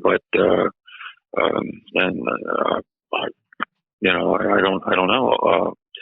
I can't prove it. Let's put it that way, but they said so. Well, Jim Hollister, as the preeminent Defiant Comics collector, have you ever seen one of those Steve Ditko original art cards? I have not seen one. I haven't seen one either in 28 years. So I've heard a rumor of one, but I've never verified it personally. Interesting. Yeah, the River Group was not, we didn't really end up having much to do with them. I mean, we weren't working collegially with them at all. They did their thing, we did our thing, and they certainly weren't forthcoming about all the details. So they could be out there, or they could have been pocketed by a River Group employee that took all 10 of them home. Could be. I don't know. I mean, I was assured by people there. I think of as honest people, that it was all done according to the oil. Because this question has come up before. Somebody asked me this a long time ago. Did I have copies of the Ditko cards, or or did I have, photocopies or whatever? I said, no, they never bothered, sharing that with me. Steve did them. I guess they came in and we sent them off, and nobody took a copy of them. And so, as far as I know, and that was it. Oh, wow.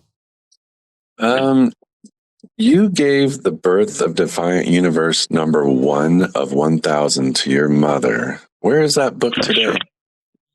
That's in my storage space with all the rest of my mother's things. Well, Jim, guess who has number 2 of 1,000? I bet you he does. Do you know this one? Yes, I do own that in my collection. Cool. Well, yeah, someday I'll have to go through all that stuff and sort it all out. And, I don't know. So number 1 is still out there. It still exists. 1 of 1,000, the incredible Birth of Defiant Universe. At the time, the most expensive comic ever created. You mean, yes, because there were so few. That's right. Okay. Jim Hollister, do you have another question? Out of all the Defiant characters that you created, do you have one that you consider the one that got away? Well, I put it this way. I enjoyed, all of them. But it's like, who's your favorite child? But I was really looking forward to writing Glory in her own book. That's one of the things we wanted to do was, make Plasm the launch pad, and then have other books, spin off from that. Not necessarily take the characters out of Plasm, but have stories with them on their own. And I was just looking forward to doing Glory. I had so many good ideas for that. She was the grandma. Yes, of course. Yes, the older lady who received superpowers by being transported to Plasm, one of the 7 survivors. Right. And by the way, Mark Davis's favorite character is Glory. Oh, great. Mark Davis, who is part of the Defiant Comics fan group on Facebook. Cool. Yes. Jim, Hollister, do you have another question? Last question. When you were 14 years old, Mort Weiskinger sent you to New York for a week. He invited you to his home on Long Island and spent the day there. You said that was an adventure. Could you tell us about that day? Yeah, well, it's Mort Weisinger. Okay, that's Weisinger. And it says the man who just butchered your name. But no, that's it. And he was they didn't call him editor-in-chief, but he was vice president and kind of the head editor at DC. And Mort was an extremely successful guy, because I'm sure DC paid him very well. But he also, people don't know this, he wrote a book that was a perennial money machine. It was called 1,001 Things You Can Get for Free, and they updated it every year. And it just was a perpetual money machine for him. The other thing is he used to write a lot of articles for magazines. And in those days, if you wrote an article for a magazine, let's say it was published in Reader's Digest, other publications would try to get the same article. They'd get rights to publish it in Redbook or whatever. And so he would write an article. He would do research on a subject, write an article, and then maybe sell it, a number of times. And like, for instance, his wife had MS, and he became probably the leading non-physician authority in the world on MS, and wrote articles about that, a series of articles. He, for some reason, decided to research the Miss America pageant, wrote a number of articles about that. Also wrote a book called The Contest, a novel based on it. I think he wrote another book called I Flew with Superman.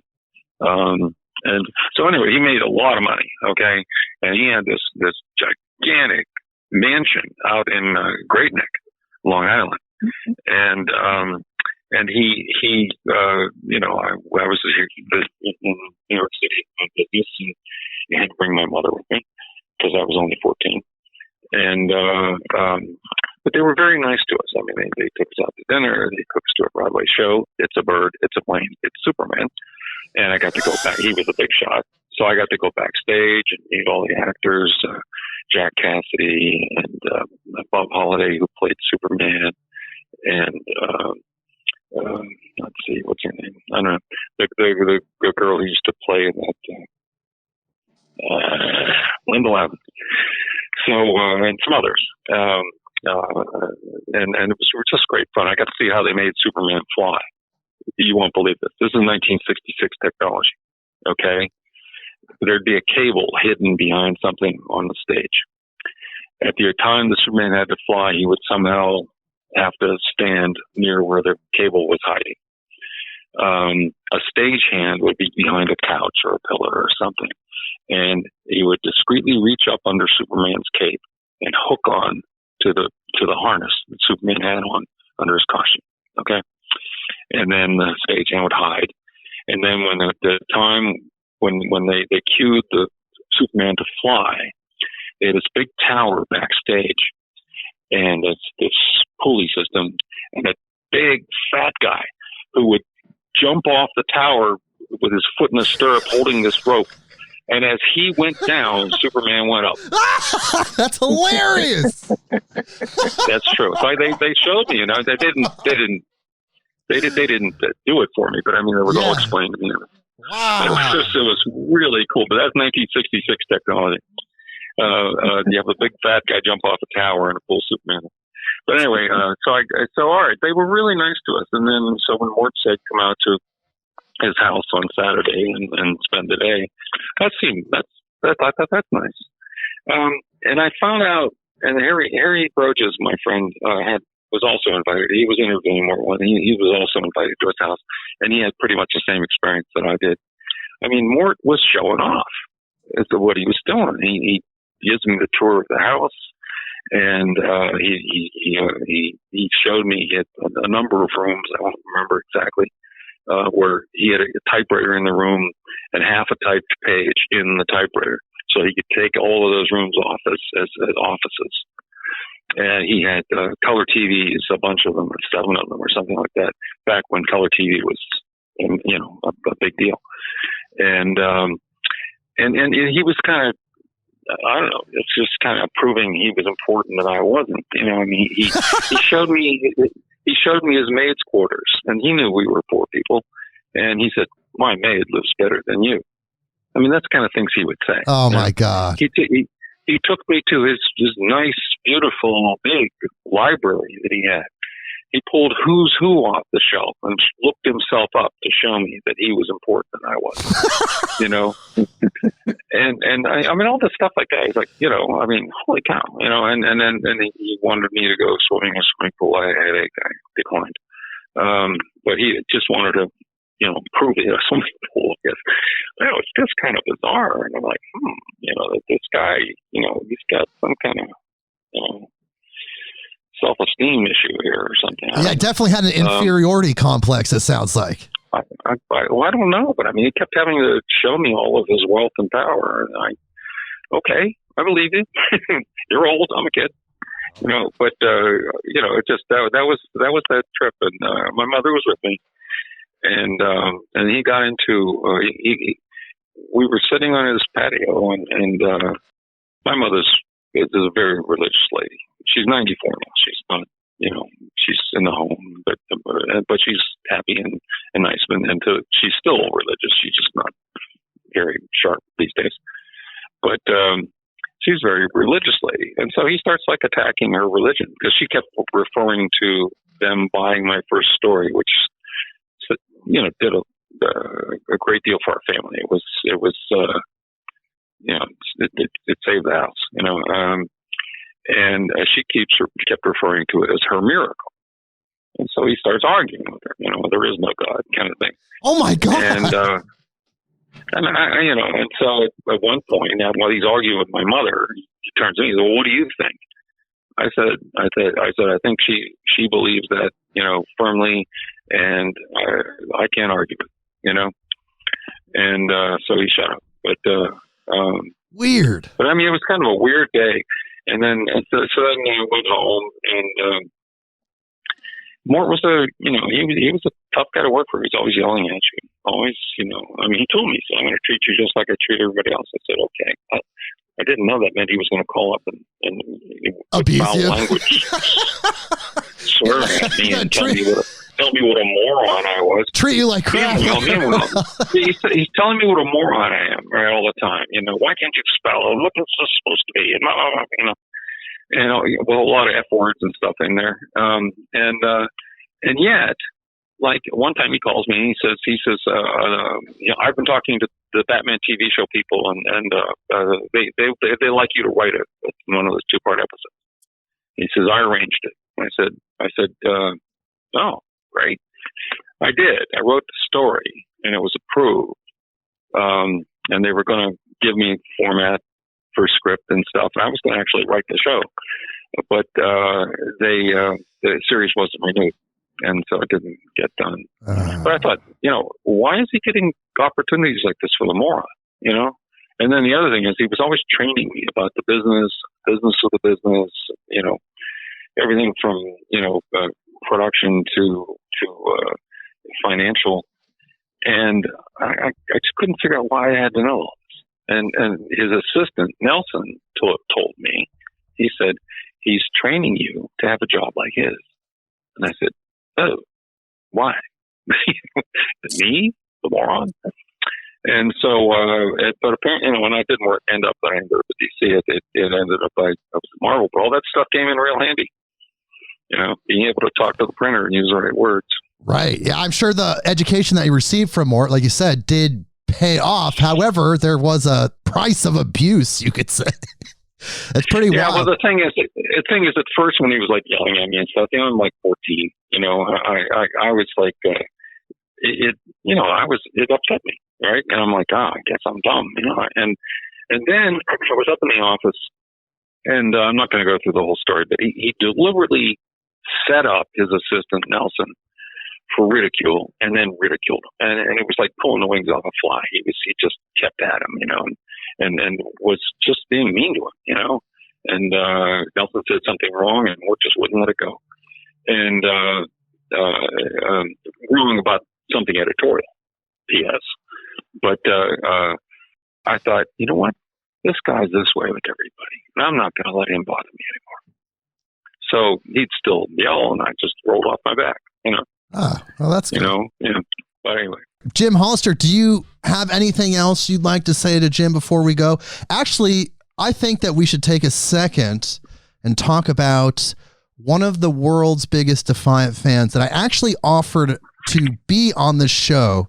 His name is David Pass, and unfortunately, he passed away last month from diabetes, and he created the unofficial Defiant Comics archive, which unfortunately is down right now because he was the only keeper of the keys, you could say. But he was a huge Defiant fan. I know Jim Hollister knows of him, and I just want to say a shout out to David Pass, aka Defiant One, who passed away last month. He was going to be on the show, but he's now graduated to the next dimension. But Jim Hollister, is there anything else you want to say to Jim Shooter before we go? Just really thanks a lot for taking the time to talking with us fans. It really means a lot to us, especially me. And I will keep on hunting for the stuff that I don't have. Those Ditko art cards are out there. Maybe. Well, it was nice. It was nice talking to you, Jim, and thanks a lot. And if I ever come across any Ditko stuff, I'll let you know. Okay, well, we're going to move on to the next caller. Thank you, Jim Hollister, for being on the show. Okay, so our next guest is a surprise guest.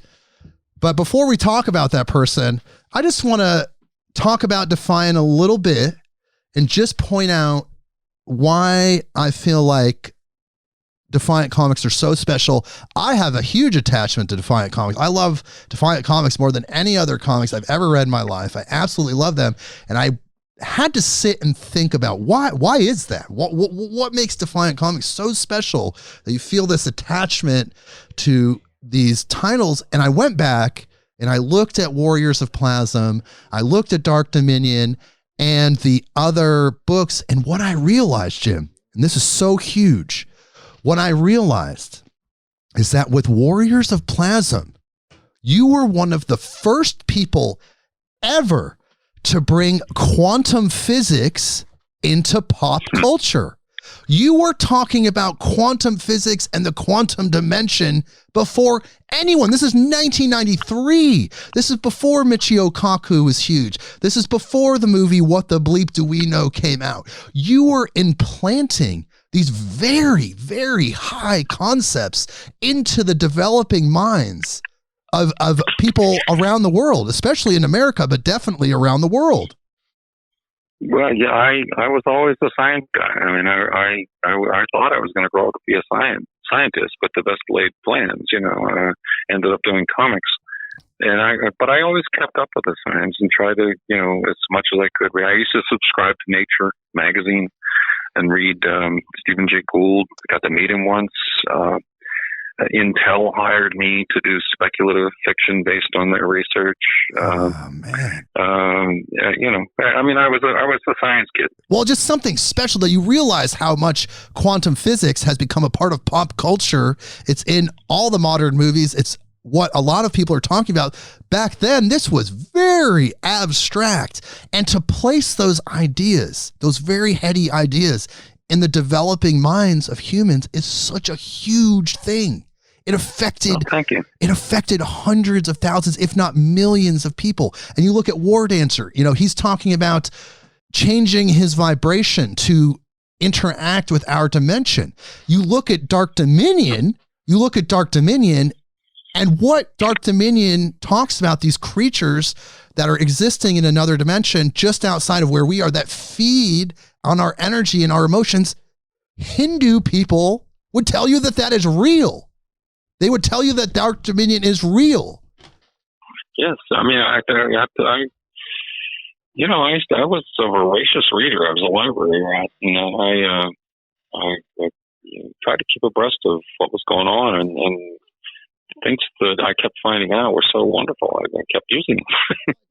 I have a whole shelf full of physics books over there. Well, it just seems like Defiant Comics were intellectual, they were intelligent, but they were also like new age metaphysical comics in a way. And it's a subject matter that had never been approached before and really hasn't been touched on since. Yeah, what I tried to do was, when I created these universes, I always, didn't broadcast it, but I always had in my head a sort of a theme, a foundation for it. And in Valiant, it was powers of the mind. Nobody's made of rocks. Nobody has wings, at least when I was there.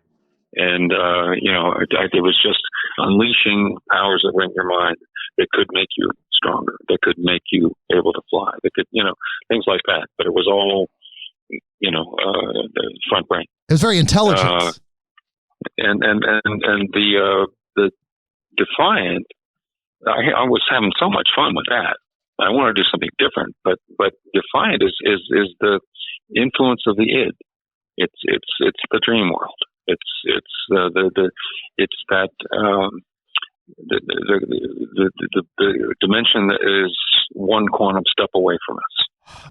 And it's just so powerful to think, because like I said, this was not in pop culture. This was not in the common mind then, but now it's talked about quite a bit in various circles. And someone that was with you during your time at Defiant is coming on as a special guest. Now we're going to see if you can guess who this person is. This person absolutely loves you, absolutely loved working with you, but has not spoken or seen you in 28 years. So let's see if you can guess. After Defiant, this person became an MMA photographer. And then on top of that, he was also the youngest person to ever work with Defiant. I think I know who you mean. Now I've got to find his name. Well, he's here. All right. Are you ready? Should I bring him up? Let's bring him in on the show. His name is Zach Lynch. Zach, are you here with us? I am absolutely. And it's a pleasure and an honor to be in your presence again. Zach, I remember you so well. I remember you played ball. You played basketball, I sure did. right? Yes, I did. Yeah, he let him regale you with his. Who was the power forward? The Knicks power forward you played against one time? Oh my goodness, you remember that? Grandma. Yeah, and you dunked on him, huh? Yeah, Anthony Johnson. Or was that his name? Grandmama? He used to dress up in the grandma. Oh, I don't know, but I think it was definitely a power forward in the Knicks, and Anthony Johnson might be the right name. I don't know, but I remember you dunked on him, and then he just like went after you the whole rest of the game. That was amazing. I cannot believe you remember that. I'm flabbergasted at this point. Well, Zach, talk about your time at Defiant. How did that all start? I know your mom met Jim in an elevator and made a pitch for you. Let's talk about that. I believe at the time she was working with, it might have been DK, Dorling Kindersley, in the same building. Jim might even know who was working in the building better. But she met him in an elevator, and she knew my entire life revolved around comics. The earliest photo I have of myself with comics is 13 years old, with the entire Secret Wars laid out on the rug with me pointing for 8. Your mother worked at a publishing company over on the west side. It was right around the Brill building. It was the 50s, I guess. Okay, yeah. Go on, please. I don't remember the name of the company. I'm trying to think of it, but it was a big printing company. I think they did textbooks, maybe. Yep, I'm not sure, but anyway. So wow, Zach. I mean, what do you have to say? It's been 28 years. Tell me a little bit about the best times that you had at Defiant Comics. I know you were the guy, you told me this story in private, you were the guy that actually opened those original Plasm number 0s that came from the printer that had the one staple, and you told me you actually cut the tops off each 200 copies and passed them around the office.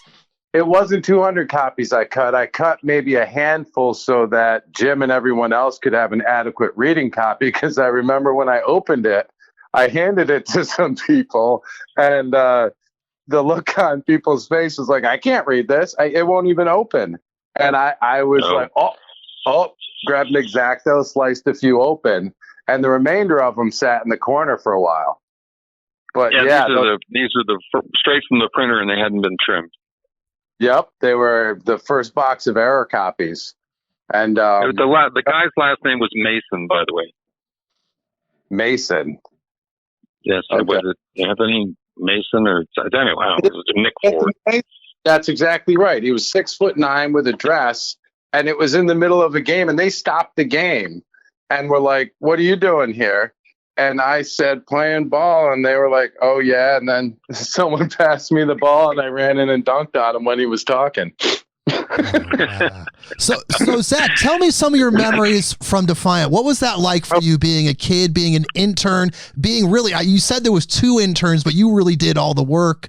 Tell me, what was that like for you as a kid, being around Jim Shooter, David Lapham, Jeff Jones, when he was just really first starting his career, all this amazing energy. What was that like? I have to say it was, first of all, a turning point in my life, because comics were all I had, and somewhere around 1988, they kind of dropped off and fell to nothing for some reason at Marvel. And for some reason.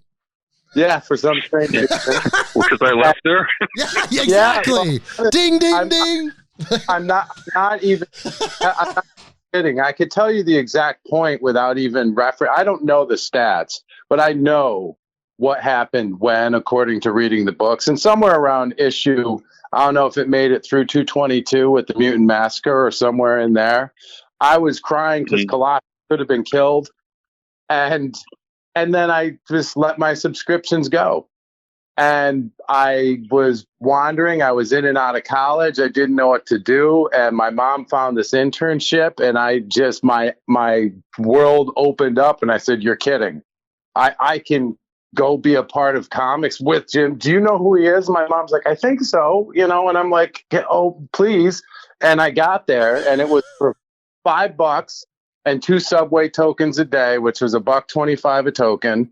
And myself and Matt Senreich, the creator of Robot Chicken, and another kid, Micah, who sat around with his feet up. We did the stuff inside, and I was a little bigger and stronger than most of the other kids, so I could carry boxes, I could travel places, I could do stuff. And the entire time was there, I had two things. I was working my ass off so I could stay, and two, I was sucking up every shred of looking over someone's shoulder, listening to what they were saying, hearing the comments Jim would make, sneaking in to look into a meeting, and then writing down what they said. It was just, comics were literally defined who I am. And the comics I read were looked over by Jim. And in them were pure, clear-cut morals. And it was defining of characters. And me, I defined myself after a hybrid of Conan and Spider-Man and Captain America. I'm not kidding. That's not bad. I'm a citizen journalist, crime fighter.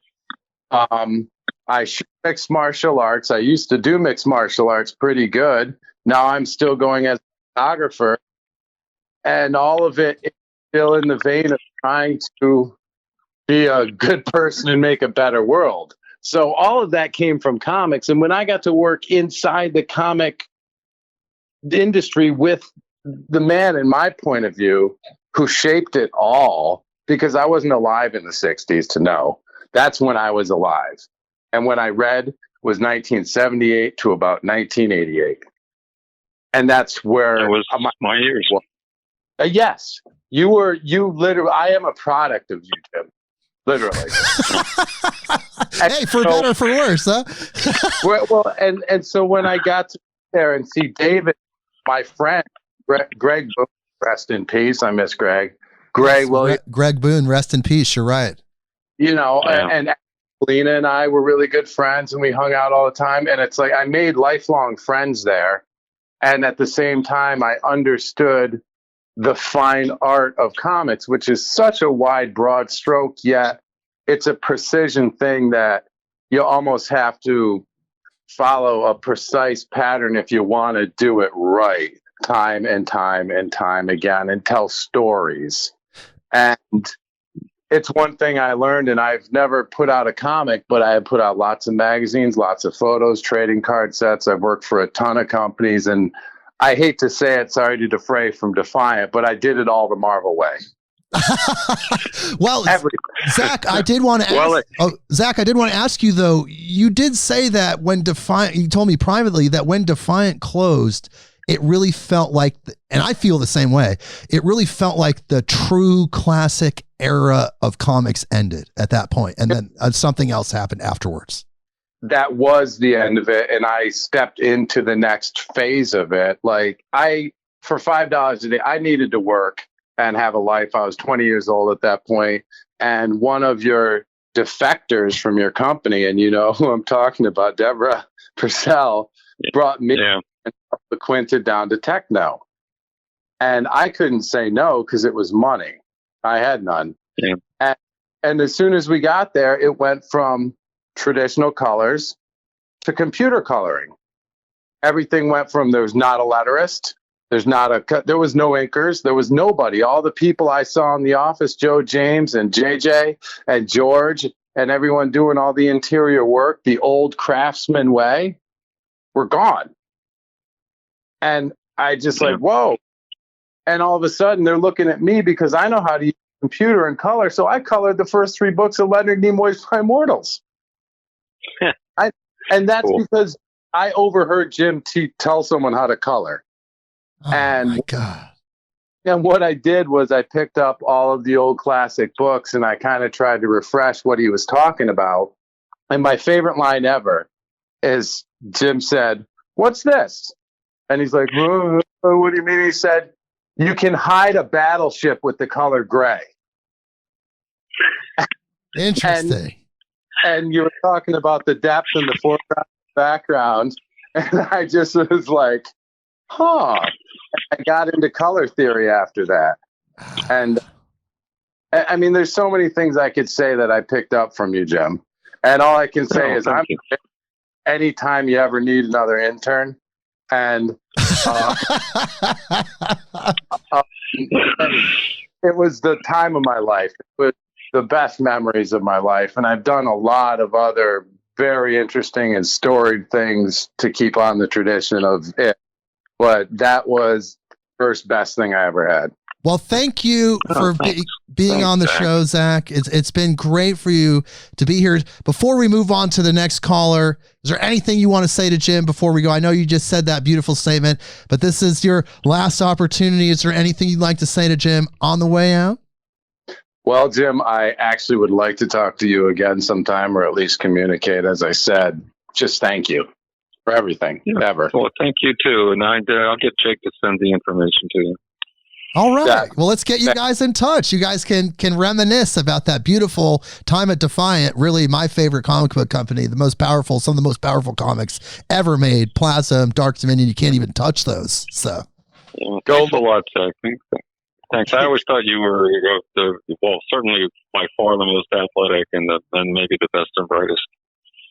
Well, that means more than you imagine. I'll try not to cry on air. I got to go now. All right, Zach. Well, hey, thank you for contributing. We're going to move on to the next call. I'm definitely going to send the information over to Jim, so you will have that. And Jim, I'll give you his information. You guys can reconnect.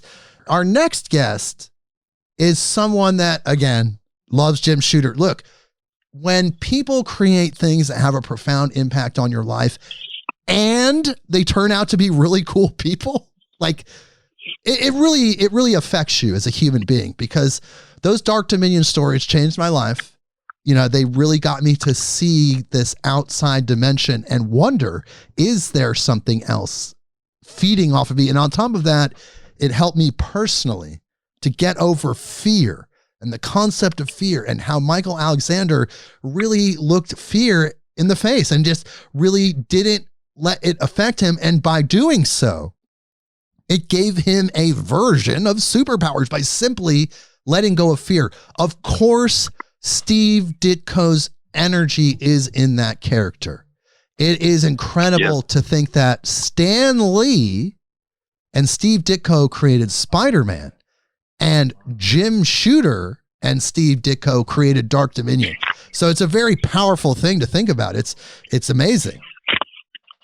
Yeah, Steve, I was made to order for Steve. I had a long talk with him about things he wanted to do and would like to do, and that was a lot of that was the inspiration for Dark Dominion. And Steve, unfortunately, he didn't like the idea of the platonic nature of having a dimension that's just out of our sight. It's one quantum step away. No, seriously. I know. I remember the story. Well, the funny thing is, the reason I'm laughing is because he's there now. He graduated. Yeah. He's in that other dimension now, looking at us, talking about this. You know, he's feeling us talk about this from wherever he is now. It's really powerful to think about. So the next guest we're going to have on is going to focus on Jim's third company, Broadway Comics. Now, unfortunately, as great as Broadway was, it didn't last very long because the company was sold, and then the people that bought the company were not interested in making comics at all, and they instantly shut down the company. Could you remind people what happened there a little bit, Jim? Well, I mean, after Defiant, one of the bidders to finance Defiant was Broadway Video. It was run by Broadway Video Entertainment, which was run by a guy named Eric Ellenbogen, and the principal owner of the whole Broadway group, including Saturday Night Live and Broadway Video Entertainment and other things, was Lorne Michaels. And I'd actually done a business deal with Lorne Michaels. We had done a Spider-Man team-up book, Spider-Man Meets the Not Ready for Primetime Players. So we'd actually interacted a little bit. Really? So anyway, I think Lorne was behind it, and Eric Ellenbogen was the president of the entertainment division, and he had actually tried to put in a bid to finance Defiant, and that didn't work out. So we ended up with the River Group. But when we were going out of business because of Marvel and the fall of the market and all that stuff like that, he called me up. I couldn't talk to him while I was still under contract. I spent the last month of my contract sitting alone in that office. I'd come in at 9 every day. I'd sit there every day until 5, and then I'd go home. And when the last day came, I left my badge and my pen on the desk and went home because the River Group was taking, Right. because the company closed, the River Group controlled the assets. So at any rate, then I met with Eric, and in the meantime, Winston Folks, who didn't have a contract, he was my publisher, financial wizard, and he was he worked at the Time Incorporated. He was a senior financial officer there. So, wise and older. And so when it looked like we were going to close, when we were going to close, Winston was great. He helped make sure that all of the employees got paid everything they owed. All of the freelancers got paid everything that they owed before we, closed and ran out of money. And all the small suppliers were paid. We couldn't pay Cavacor, and they said to me, "It's all right. You brought us millions of dollars." Yes, I remember this one. Yeah, and you'll be in the business again. You'll bring us more. So this is, I think I stiffed them for $186,000, but they said cost of doing business, done. Don't give it a thought. And they actually gave me a little present, actually. But at any rate, so Winston had gotten together the people, kind of the key people, Janet Jackson, Joe James, Pauline Weiss, Clark Smith, Debbie Fix, who else? I don't know. But a small group. And he had gone to Eric Ellenberg, knowing that Eric was interested in doing comics, and said, well, we have all these people available. And so Eric said, well, I'll hire them temporarily because I have a project. I need someone to work on. They can work on this. The project was a development for Harley Davidson, trying to make a entertainment property built around Harley Davidson. So he got them a safe landing, and he was over there too. And so I was alone in the office for a month. Finally, my contract's over, and Eric called me and said, and this is a quote, he said, "This team needs a leader." And I said, if you want me, I need a gig, So they hired me, and we worked at first on the Harley thing. I thought we did a really good development, but the Harley people, I guess they couldn't make a licensing deal, so it just didn't happen. So Eric says to me, "Let's start a comic book company." And I said, "Eric, the market is in chaos. It's Yeah, it was terrible at the time. It's over." Yeah, and he said, "Look, that's all right." He said, "What we really want is for you guys to create properties, and then we have a movie company, we have television, we'll get stuff on the air. That's what we need. We need properties." Eric used to always say, "I never met a copyright I didn't like," and so anyway, he said, "Well, of course we'll publish comics, and I hope not to lose money, but the main goal is to, you and the people you will get for us will create things, and then we'll use those." I said, "All right." So we started Broadway Comics, and basically much of the same crew as I had at Defiant, and a few of the people like Barbara Morser, who was our financial person, she had no trouble getting another job. So, and they didn't need a financial person at Broadway Video, so that wasn't a problem. Everybody landed safely. Brady Darvin ended up working at Diamond. Stuff like that. Anyway, so we started doing it, and we decided to do it in a different way. We would write as a team, just like they do on television. Television, you generally write in a group. You don't just sit at home alone and write TV scripts. So we had me, Janet Jackson, Pauline Weiss, and Joe James. And I was sort of the head writer and, conducting the orchestra there. Pauline can type faster than you can talk. So she was the scribe. But believe me, she your fingers flying on that keyboard. She got every word that we said. And we also had a backup tape recorder just in case.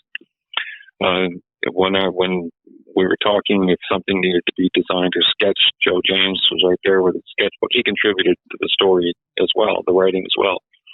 And JJ had a couple of specialties. She was good with costumes. She was, if we had a location, she'd do a floor plan. So, if I had a guy dive out the window, we made sure there was a window there. And we're acting stuff out and, having a great old time. And then, we're going along and we had a couple interesting successes. We got Fatal on TV in the World Wrestling, shows. Wait, what? You got Fatal on TV? Yeah. She basically... I don't know if I've ever heard about this before.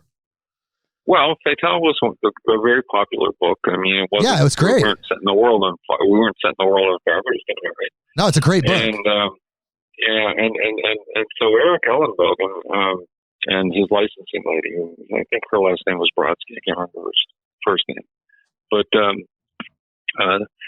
somehow then they talked to the World Wrestling people, and they said, the World Wrestling Federation wants to work with us. And I thought, oh, here we go again. But no, they didn't want to just license stuff to us. They wanted to do creative collaboration. Okay. So anyway, I already knew the Vince McMahon and the WWF people and Linda. And, so we started cooking up ideas.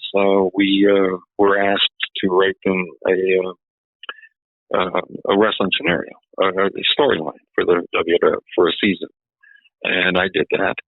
And there's a story about that I'll tell you in a minute.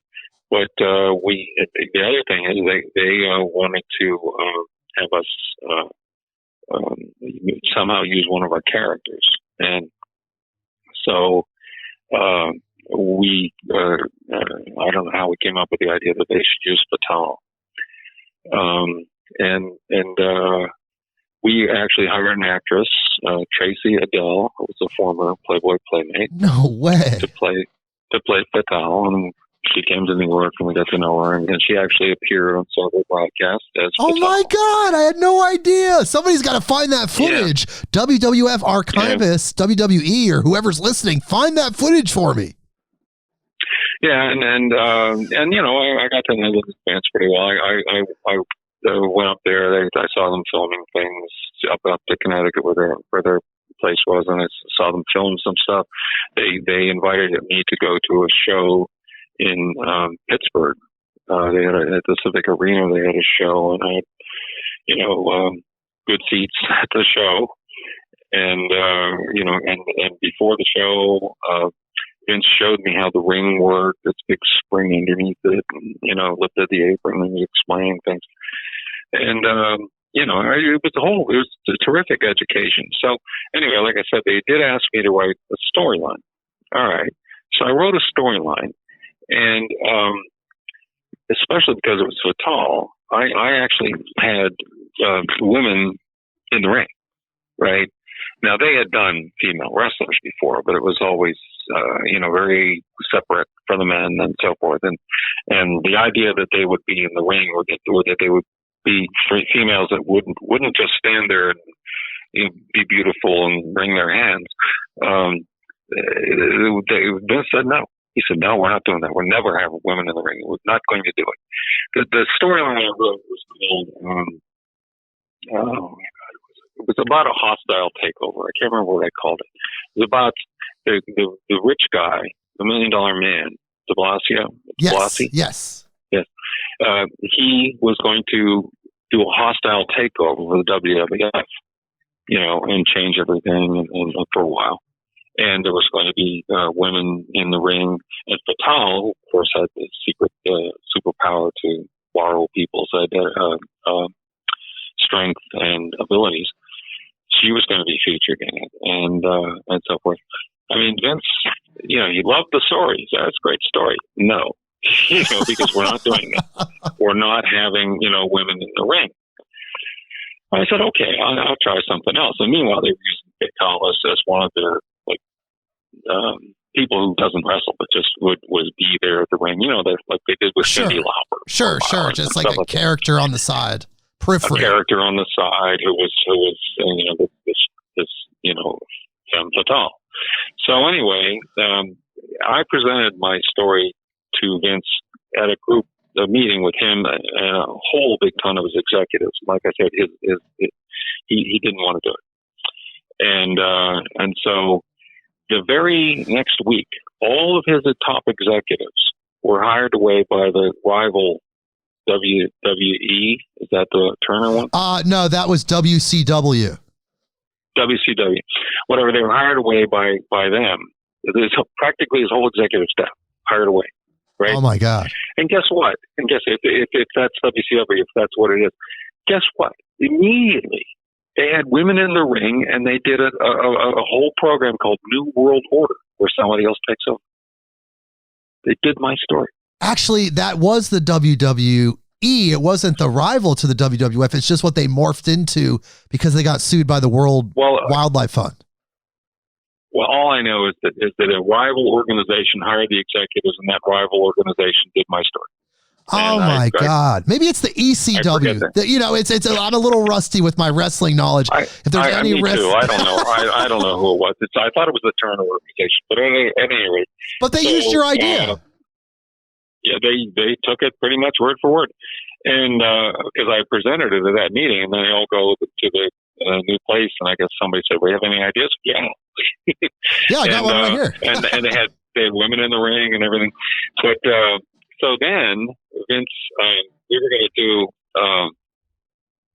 I did another story, and we were starting to work on that, and it was going to, we were going to publish it, and then they were going to use parts of it on the air. And he liked that one. And let's see. But then that's when we were sold to Golden Books Family Entertainment. Lorne Michaels decided to sell his entertainment division because I guess he was getting a real good offer. I think they came to him, I believe. And so, and Eric Ellenberger was sold with us. The guy who ran the unit was sold with us. Right. But so they sold us a music publisher, a whole big ton of movies, all those claymation Christmas movies. I think the Lone Ranger was in there, right? Lone Ranger. Yes, and the two crown jewels was the Lone Ranger and Lassie. Yes. And so we were all sold as a package for $95 million to Golden Books. And Golden Books decided that they didn't want to be in the comic book business, and that was it. Point. So, oh my God. Yeah. Yeah, and that was disappointing. If I remember the story there. Yeah, and if I remember the story, you met the new owner. You went to introduce yourself in a nice way. You're like, "Hey, I'm Jim Shooter," and they're like, "We don't like comic books. You're out of here." Something like that. I mean, I said to him, I said, "Mr. Snyder, I'm Jim Shooter. I run the comics," because they had a meet and greet for us. Right. So I walked over and I said, "I run the comics," and he didn't even say hello. He said, "We don't want to be in that business. We're going to shut you down." That was his opening line. Yeah, I remember you told me. Not even hello. Come on, But anyway, so when they did, they shut us down. And the one good thing about it is that they did their best as far as severance, outplacement, and all that. So they helped other people get jobs, and they tried to help me, but they were just like outplacement place. Used to dealing with normal people. And they're saying, "We should write a resume." I said, "Lady, if I have to write a resume, my career." So, it's like, would Robin Williams write a resume? Right. If he did, it would be funny, right? I mean, it wouldn't be the standard, resume. So I didn't actually. Well, now that we've got the Broadway story down, just for those that didn't know or maybe needed a refresher, we're going to bring Scott Braden in, And Scott is a contributor to the recent Overstreet's Guide to Lost Universes, which featured Broadway and Defiant, and maybe even Valiant, I believe, but definitely Broadway and Defiant. So we're going to bring Scott in because he loves all of your creations, including the Broadway comics, and he's incredibly knowledgeable about Broadway specifically. So we're going to bring him in right now to ask you a few questions. Scott Braden, are you here? I am here, but actually to let you know, Volume 2 will be talking about Broadway. Volume 1 actually talked about Defiant and Valiant. Okay. And talking about Broadway, one of the interesting things about it is the fact that you actually were going to do creator-owned projects there as well, Drastic Action Comics. Yes. Tell me about that. Well, I mean, wherever I was, I always wanted to do creator-owned stuff. I mean, with Valiant, we just never got to that point. With Broadway, we were much better financed, and I had a very free hand. I was also going to publish Mr. A, by the way, which Ditko was going to own. Mr. A. Wow. Mr. A. He was very, very tight with Mr. A. He when I first brought it up to him, he said, "No, nobody touches Mr. A." And I told him, "Look, Steve, all we want is one-time publishing rights. That's it. You know, and then if it goes well and you like it, maybe we'll do reprints or whatever, and we'll make a new deal for that." I said, here's what I offer you. You go find a lawyer, somebody you trust, and either we'll draw up the contract and they can vet it, or he can draw it up. I said, I'll pay for your lawyer. You pick whoever you want. I'll pay for it. And when you're satisfied and he's satisfied that this is bulletproof, that no one's stealing Mr. A, that we're getting one publishing use out of it, and then we'll see what happens. I said, then we'll do it. And he said, no, nobody ever touches Mr. A. Then he brings me a complete Mr. A story, and I says, well, maybe you should read this. And I read it. It was great. And I said, you know, are you willing to do this? And he said, oh, yes, I'll do it. You know, he said, I trust you. And I said, great. So we started on it, but that was right about the time we were sold the Golden Books. That just killed everything. Yeah. Oh, man. But anyway, we were going to do creator-owned stuff. And why not? You know, we're a publishing company. We had our own little universe, and the company owned that, and that's fine. You know, it was work for hire, but it was damn good work for hire. I learned a lot about all the ways to make it better when I was at Marvel, and I'm kind of inventing some of these things. And by that point, I had a very good idea of what to do and how to do it. It sounds like it was called Drastic Action Comics. Is that correct? You were going to call it that? That was Alan Weiss's a title for a book he wanted to do, Drastic Action Comics. Okay. All right, and then Alan had some properties that we were thinking of doing, and I don't know whether they would go out under Drastic Action or that was something he had other plans for. But he had Wonder War was one of them. Wonder War was the first guy in Pearl Harbor who was injured in World War II. He's a cartoonist, and he goes into a coma, and this is his dream. And of course, it's World War II fought in cartoon land. It's the CB. The CBs are actually bees. You know, the Ethel Mermaid is in it. Crab Calloway. You know, it was funny stuff. It was great. Well, maybe Alan will publish that someday. I hope so. He's been talking about it for years. Yeah, another project I'm interested in too was Tale of the Flea, which was drawn by J.G. Jones. Say it again. Tale of the Flea that was drawn by J.G. Jones. Yes. Yeah.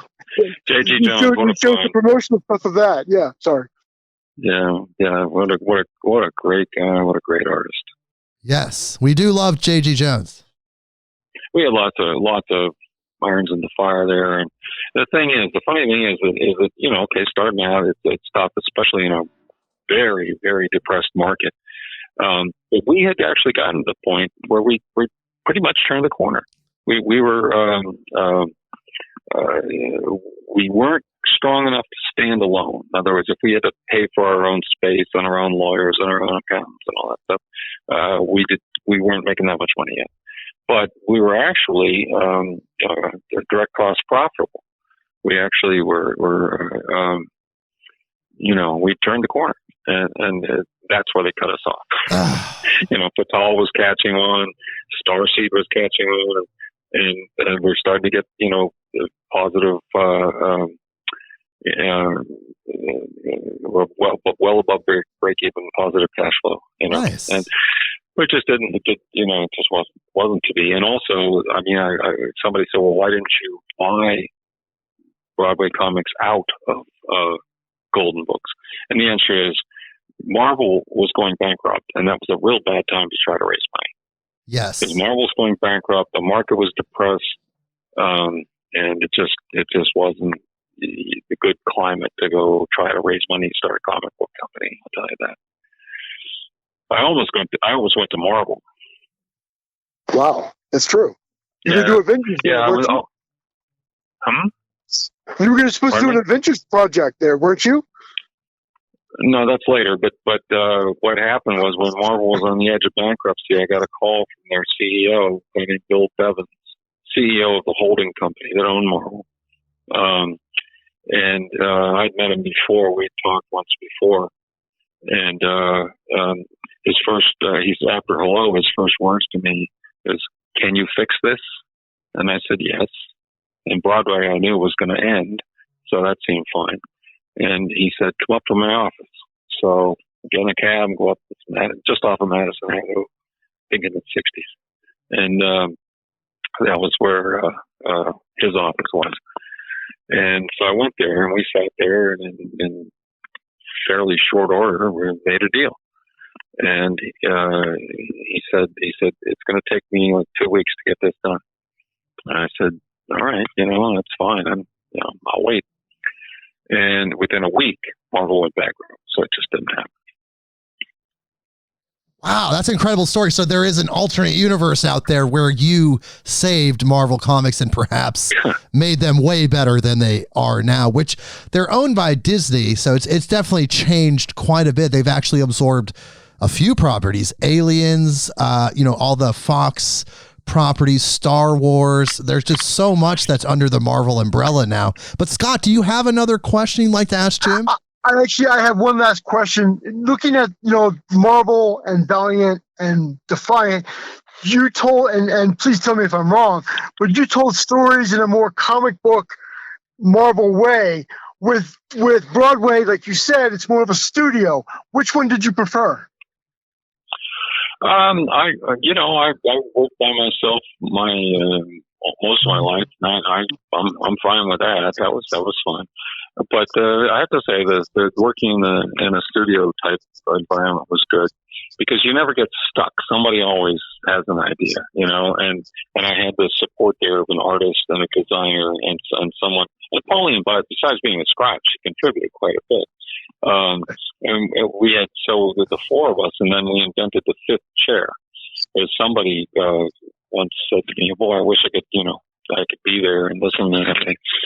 And I said, "Well, you could participate, And we literally got a fifth chair, and I cannot remember who it was, but they came in and spent a couple of days writing with us, and that really well. And then finally, one of the local news stations here in New York heard about that, and this reporter was big into comics. One of the anchors, he asked if he could be in the fifth chair, and he was. He was good. He was really terrific, and they did a thing on the news about us. The best thing was in San Diego, we decided, let's do a panel, but not a panel. Let's make it the fifth chair, except there'll be 50 fifth chairs. And so we did it really right. You had to sign up to come to the Broadway booth, sign up. You got paid $1 and signed to work for hire.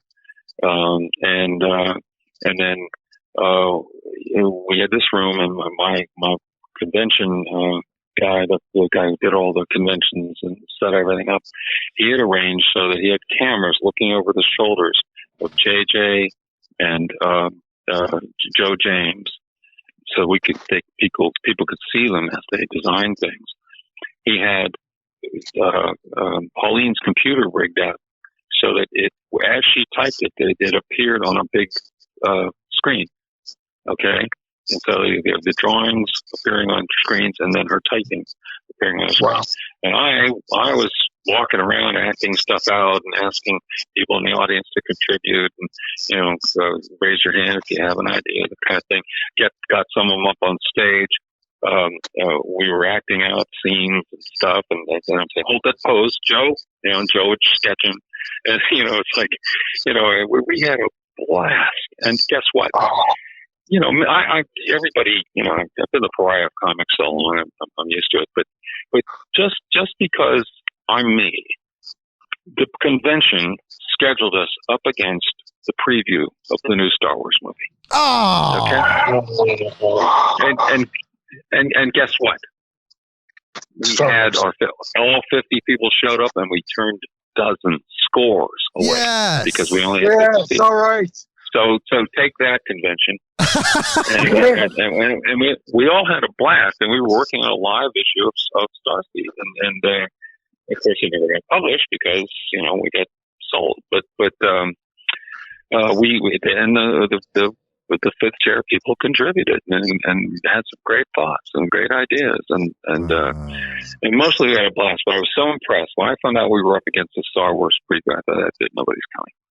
And everybody came, and like I said, many more besides. Well, I think that people recognize your incredible work. They want to tell you, they want to be around you, they want to contribute to what you're doing. But Scott, do you have anything else you'd like to say to Jim before we go? I just want to say, Jim, I have been a fan of yours for many, many years. I'm not going to tell you how far back I've gone, but it rhymes with region. And I do want to say it has been an honor and a privilege to talk to you, sir. I met you in Pittsburgh back in 1993 when you had a signing for Defiant, and ever since then you've been nothing but a gentleman. You are. I want you to come back into comics. We all do. Yes. Because I know you've never really left, but at the same token, you add so much to it, and we need you. So thank you for doing something like this, just to let us people know that you still have an interest in this, because you are an amazing man, sir. Thanks a lot, Scott. That's very nice. All right, Scott. Well, we'll be talking later, of course. And Jim, I just have a few more questions before you. Thank you, Scott, for being on the show. I do have a few more questions for you. So when we talked on the first meeting that we had in the previous episode, we talked about these counterfeit Valiants. It got some press. Some of the comic book websites were writing articles about our interview because there is this potential of counterfeit Valiant Comics, pre-Unity Valiants out there. I know your memory is a little fuzzy about it, and you've pointed me towards Fred Pierce because you delegated that dealing with that to him. But is there any details? Is there anything that you can recollect about these counterfeit Valiants other than the fact that they exist? Well, all I know is that there was someone in the Midwest, and you think I remember the state. I'm not. I don't know. It was Indiana or Illinois, something like that. When the Valiant books, when Wizard was, every month tracking them, kind of soaring in value. Yeah. When they were going crazy, someone started, somehow reproducing them, counterfeit versions of them. And these are full comics. They're full comics, and they were looked professionally printed. Yes, and so we got wind of this somehow. And Fred was at one time worked in I can't remember what they call it, but the Israeli Secret Service. So Fred was, very good at the Mossad. Exactly. And he was very good at, he understood the operations and everything like that. So he said he'd take care of it. And that was fun. And he got in touch with, the state police and some local authorities out there, and they arranged a sting. And sure enough, some guy shows up, with a SUV full or a trunk full of these phony comics. And And as soon as the money changed hands, the police swooped in and they got him. And I don't know how many of these things he had sold or got mixed into, the comic book shops, what the comic book shops had. I don't know. But Fred might. But it seems like a person would need to have access to a professional printing machine in order to counterfeit it in such a way that a collector wouldn't notice. Yeah, well, I think that, like I said, Fred would know more details than I do, but they did catch the guy. Okay. And it was stopped, but he had been doing it for a while by the time they caught him. And I know you sent me a photo of what might be a bogus book, next to the real one. I have to say, the one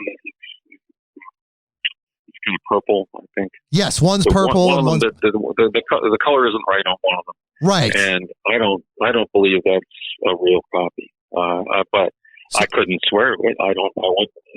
My testimony wouldn't hold up in court. Well, let me just back you up there. I don't think so. So that picture I sent you, I actually pulled off of Greg Holland's Valiant Fans site. Someone recently posted this as they found this. The Solar #1 comic, traditionally as printed from the actual printer, had a purple and blue hue, and some copies are missing the purple and it's just blue. You're feeling those blue copies may be the counterfeit ones. Yeah, I think that might be true, because I've never, in all the years, I of course we saw a lot of them in the office, and I've been for years now. I've been signing those books. I never saw any that look like the. Oh my God! You're saying the blue ones? Yeah. Wow, that's shocking, because there's so many. There's over actually 20,000 pre-Unity Valiants that have been sent to CGC for grading. So it would be devastating if a lot of those books were actually counterfeit. Well, I don't know. They might be. I mean, it must be a matter of public record too. I think you could probably research, that arrest and the conviction. I've personally been digging, but without details, it's hard. I've really been looking, but nothing's come up yet. And Fred Pierce, unfortunately, is unavailable. I've been trying to reach out to him. He hasn't gotten back to me yet. So it's still a mystery until we figure it out. Yeah, I run into Fred every once in a while. If I do, I'll bring it up. Oh, thank you. I appreciate that. And just a couple more questions. One, I have to ask you as a fan: do you still handwrite all your scripts? Are you accustomed to a typewriter now, or just a keyboard? Well, I did for 30 some years, and then Chuck Rosansky got sick of me, and because he wanted to email me and stuff, and I didn't have a computer, and I didn't have time to learn one anyway. So one day I come home, and the doorman says, "So these are for you." It's all these big boxes. I said, "I didn't order anything. What is this?" And with it was a note that said interest on the loan, because I'd once loaned him a little bit of money for business. Okay. And the note said interest on the loan, because he paid that back long ago. But and I took it upstairs, and it's a computer, a keyboard, a printer, everything, the whole setup. Well, now it's sitting in my living room, and I have to learn how to use it. So I did, and eventually I got to the point where I could 2-finger type, and not real fast, but fast enough. I mean, as fast as I can think. Let's put it that way. Oh, good. And so now I have a nice laptop, and I sit here on the couch usually, because it's more comfortable than sitting at the desk. So you're used to it now. You can sit at a laptop, you can type, no more handwritten scripts. It's all typed. It may not be traditionally typed. At least 2 fingers are moving. Yeah, and everything's formatted correctly and spelled correctly and all that. And, I learned how, and became pretty good at, getting it to look the way I want. That's kind of cool. Well, it's what's interesting too. You brought up Larry Hama earlier. Do you realize that he is still writing G.I. Joe comics to this day? Yeah, I just saw him last weekend. We were at the same convention. What a good guy. Oh, he's great. I just can't believe that, almost 40 years later, he's still writing G.I. Joe comics. Yeah, and loving it, because it's like a labor of love for him. Oh yeah, because he he's good at it, and he cares about it. See, people don't realize that Larry is not only, he was an ex-military explosive ordnance expert, he's also a military historian. You know, if you have a question about the Battle of Marathon, he'll tell you exactly where, how it went, who was winning it. And, I mean, he knows everything, and it reminds me of that Patton movie where Patton is standing now. 5,000 years ago, we were on this hill. I mean, it's that much. It's really that far. He really knows his stuff, and he loves it, and he gets to, play with it, and not only is he still doing it, he's still doing it right. Yes, and he's the right guy for the job. And when we talked privately after our last interview, you mentioned that you had a Timothy Leary story. Can you share that with us? Yeah. So I I think last year at Marvel, this guy shows up, and he says his name is Michael Hollingshead. Look him up. Okay. Anyway, Michael Hollingshead. He actually lived in my neighborhood, about half a block away. But anyway, he was a scientist and a teacher. And apparently there's this little elite club of scientists that, would get together. Well, apparently, for some reason, a bunch of them were out in L.A. And I guess they perhaps had a drink or two. And they were goofing around, and they said they ought to start a university. And then they decided that it would be called the University of Hollywood, and the textbooks would all be comics, and they just having fun. And Hollingshead said, "I'm going to make that happen." So he came to Marvel Comics, and he said, this is what we have in mind. I said, "But I'm the science guy. You came to the right guy, And so we talked about it, and the list of people that he had that would help, that would be involved, was incredible. It was like the who's who of scientists. And the one that sticks in my mind is Stephen Jay Gould. Oh, wow. Was one of them. And there were other, I think, I can't remember. But there were other scientists, names you'd recognize. And I have it all in someplace. But anyway, so we started. We made a deal, and we started. And one of the first things, that the first guy, the idea was going to be that we would take their theories, was some theory that they wanted us to do, and then sort of explain it in comics, sort of with a kind of a story running through it, and with visual, verbal presentation of comics, try to make it understandable for people. And so the first guy was Stephen Jay Gould. And so I flew up to Boston. We made an arrangement. I flew up to Boston, and I spent a whole day with Stephen Jay Gould. And boy, that's one of the highlight days of my life. Oh, wow. I mean, we're talking, and he's a great guy. He's tremendous. He was a tremendous writer. He wrote compactly and precisely. He was great. And I was a subscriber to Nature. I read its column every month. So anyway, but I mean, I hung out with him. We're just hanging out, man. He takes me into his workspace, and he's showing me fossils from the Burgess Shale. He said, "This one's 500 million years old. This one over here." And I'm like, wow. And he was really impressed that I'd heard of the Burgess Shale and I knew what it was. And so it sort of gave him confidence. So he was like, he was real happy with what we were doing and everything. And I thought it was going to be called the Titan Science Series, the Titan Science Series. Interesting. And Marvel was going to publish it. And I thought it was going to be the greatest thing. And I was just loving it. But that was also near enough to the time. Two things happened. Michael Hollingshead, stories vary, but the story I was told by his close relatives at the time was that he had gone to Peru on an expedition to, for some archaeological expedition, and was killed by criminals, robbers. Okay. That's what I was told. Now, since then, people have amended the story that no, he got sick in Venezuela or something. Whatever, he died, or he just, he had died or vanished. I don't know. Wow. But so without him, there's no glue holding this together. One.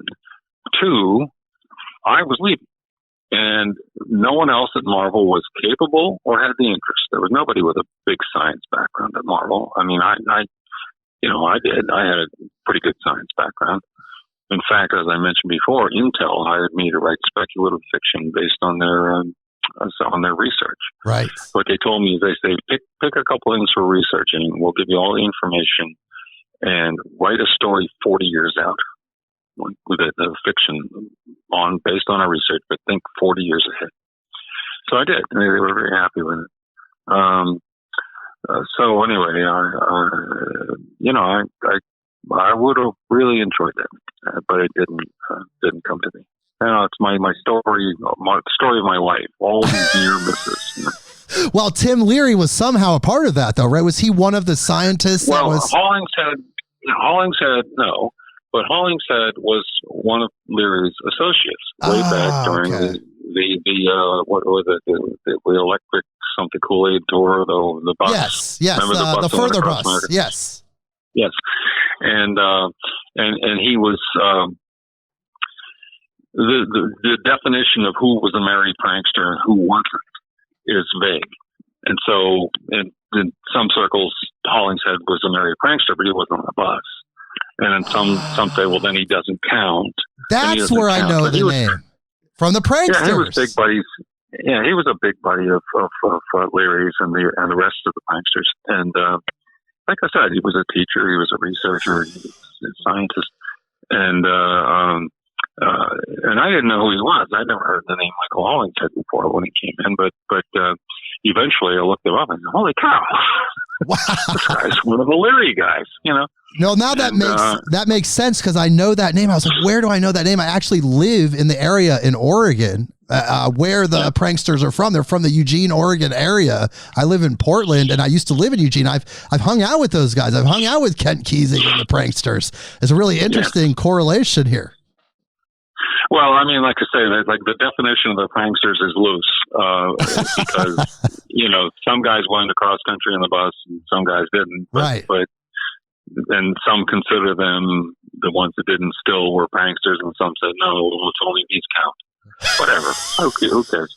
He knew Timothy Leary very well, and they were friends, and he was part of that group. Well, I got to tell you this, Jim. I wasn't expecting to be talking with you about the Merry Pranksters today. That's why I told you. I said, I got a story to tell you. That's amazing. They follow me around. I've been engrossed in that world, Grateful Dead counterculture and that whole psychedelic world for a very long time. It's like my second home, to be honest. But Jim, we've had an incredible episode. We've talked to some people that actually deeply love you and your work from various sectors, including myself. And I just want to say that in 2022, you have to understand something. Stan Lee has passed away. Jack Kirby has passed away. All of these people, Steve Ditko has passed away. All these people have graduated to the other dimension. They're making comics in a higher dimension somewhere. You're here carrying that lineage, carrying that torch.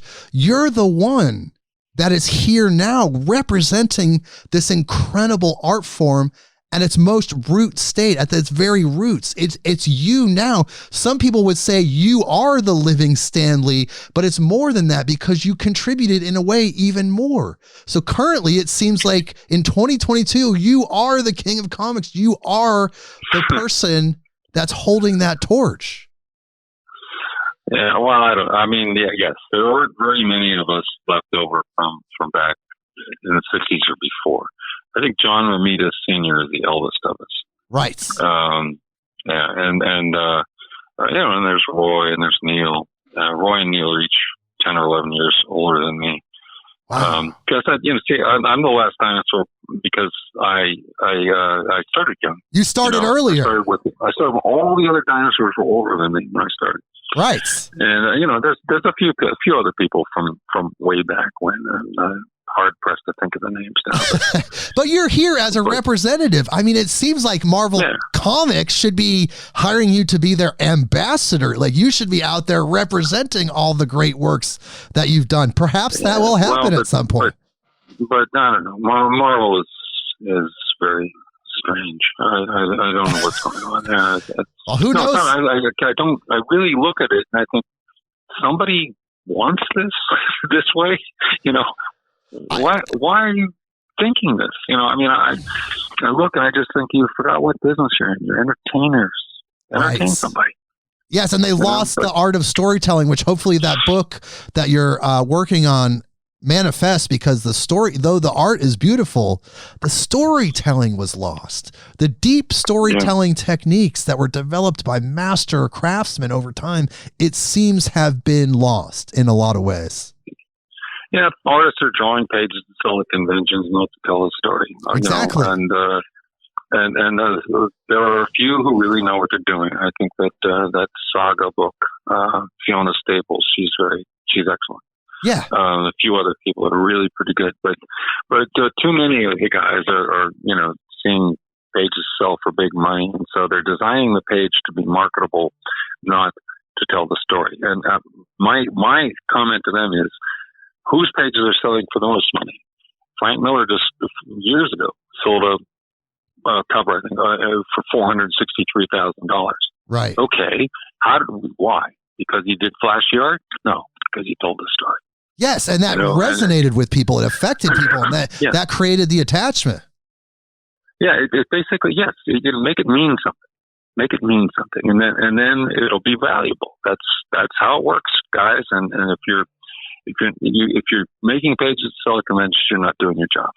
Yes, exactly. And that's a bad thing. And I've always wondered, Jim, why was it that comic book art was not returned originally, and why was there an expectation of comic book artists to have their artwork returned? Because it seems like, from a business standpoint, you know, they got paid for their work, you know, a page rate, and so the company that paid that page rate would keep the page.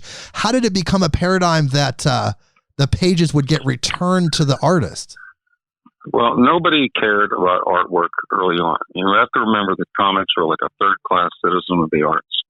Comic books started out as reprints of newspaper strips, were insanely popular, and syndicated cartoonists made a lot of money and were very successful, right? So a lot of people wanted to be syndicated cartoonists. And so the streets of New York, where all the syndicates were awash with guys carrying portfolios. And it's like Hollywood now is full of wannabe actors, you know? Right. And who are pumping gas and waiting tables. But these guys would come to New York, schlep their portfolio around, go all these syndicates, try to sell their strip, just like Siegel and Schuster did, okay, and fail. Now they had to make a living. So when a couple things coincided, the comics quickly used up every single newspaper strip that had ever been done, and so the publishers wanted material. They didn't want to pay a lot because they were used to just paying some reprint fee. So they didn't want to pay a lot. So, but there was all these unemployed cartoonists who needed work. So they were able to get them to do, at a very cheap rate, material for comic books. And that they did pretty good. So they kept doing it. But like I said, it was really third-class citizen. That's why so many guys changed their names. Stan was born Stanley Leibowitz, or Lieber, yes. But Lieber. He was saving the name Lieber for when he wrote the Great American Novel, or did a syndicated strip, or something. I mean, that was the name he was going to use then. So he was hiding in the comic books as Stan Lee. And back in those days, I mean, it was all considered junk. Nobody thought anything of it, and no one wanted the artwork back. The artwork was either thrown away or just left to rot somewhere, and very few of those pages survived from back in the beginning days. This continued all the way up to the 60s, late 60s, because when I was working at DC, I came into the office one time and. Mort Weisinger's just gotten back from the printer the original art for a couple of Legion stories, 2 issues, as a matter of fact. And he says, "Hey, you wrote these. You want this?" You know, I said, "Oh, sure." And I said, he said, "Yeah, take them. You wrote them. You might, like them." So I said, "Oh, wow." So I went home and I called Kurt Swan. I said, "Kurt, I got these books, but they're yours. What am I doing with them?" And he said, "Oh, just, he said, look, if I had that stuff, I'd throw it away." He said, "I don't have room to put all this stuff." Oh my God. He said, "Jim, if you want to keep it," he said, "or throw it away." He said, "But I would just get rid of it." And no one was buying original art. No one cared about it. It didn't seem to have any value. It's already been printed. It's been used. Throw it away.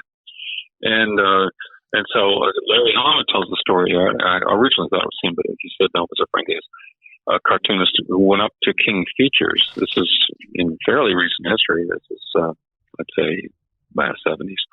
He went up to King Features, and it was raining. And when he gets there, they're throwing Hal Foster Prince Valiant originals on the floor to soak up the water. Think about it. It hurts my brain just thinking about that. Yeah, and like I said, nobody cared about this stuff. I think the watershed was here's Jack Kirby and Stan and Steve and other people, and they built this wonderful thing, Marvel Comics. And Martin Goodman sold it to Perfect Chemical in 1968 for $10 million, which was a lot of money in 1968. Right. And the little light bulb goes on with Stan and Jack and Steve, and they're like, "Hey, we built this. Martin gets $10 million. We get our next job, our next freelance." And at least Stan had a nice, cushy, staff paycheck. He worked for it, but like guys like Jack and Steve were like, "Hey, wait a minute," So anyway, even so, still nobody really cared much about art, and the art would come back. And I don't know what other companies. I know DC used to just destroy it, right? Because Len and Marv told the story when one of their first jobs when they were like interns at DC was to destroy or throw away the originals. And so they started taking them home. I mean, if you ever went to Marv's house, every inch of his wall was covered with original art. They considered it salvage. They were saving. Yes, I think I've heard this from Marv before. And Len's house too was just lined with original art, which all got burned when his house burned down. But at any rate, I mean, when the management found out that they were looting the garbage dumpsters, they were ordered, "No, here's a paper cutter, cut them up, and then throw them away." So they would carefully cut them in the panel cutters, take them out of the trash, and take them home. And so, DC was destroying it. Marvel, to its credit, right from the get-go, from the stand, like 61, for some reason, they would come back to Saul, and he would put them in a warehouse and the storage space section. And he had stacks of them around his office waiting for the next trip down to the storage space. But again, still, nobody quite cared about it. And even though the sale of Marvel sort of raised people's awareness, hey, we're doing valuable stuff here, still nobody quite cared, not even Kirby. And so fans that come in on tours and stuff, and they just give books away. "Oh, you want a Kirby book, kid? Here." Oh my God. And this happened a lot. And Kirby was, of course, very popular, so a lot of his stuff got given away. But they just gave it away. There was nothing. They're just something, a little souvenir for the kid, And so right about 1973 is when people started to say, "Hey, wait a minute, hey, we want that." The artists started wanting their art back. Roy at Marvel, and then whoever was at DC, about the same time, managed somehow to talk the execs into allowing them to return current artwork. Okay, DC had their little plan of how it should be done. Marvel had their plan. Marvel's plan, because it was created by Roy, a writer, he had it so that the writers got 2 pages. out of every book, out of every 17 page or whatever. DC gave it all back to the artists. So that goes along that way for a while. And also the pencilers got first pick, and the inkers just got what was left, and the writer got the last 2 pages. So that goes like that for a while, and the inkers grumbled about it because the pencilers always picked all the best pages, and they just got what was left. And nobody was really happy with it. At least the artwork was going back to people. And then I came in, and I said, this isn't right. And I listened to all the complaints of the inkers and everybody, and even the pencilers had complaints. And so I changed the system. I made it so that no writers didn't get pages anymore, and that therefore the penciler and the inker each got 1 more page, and that was a little better. That was the first step.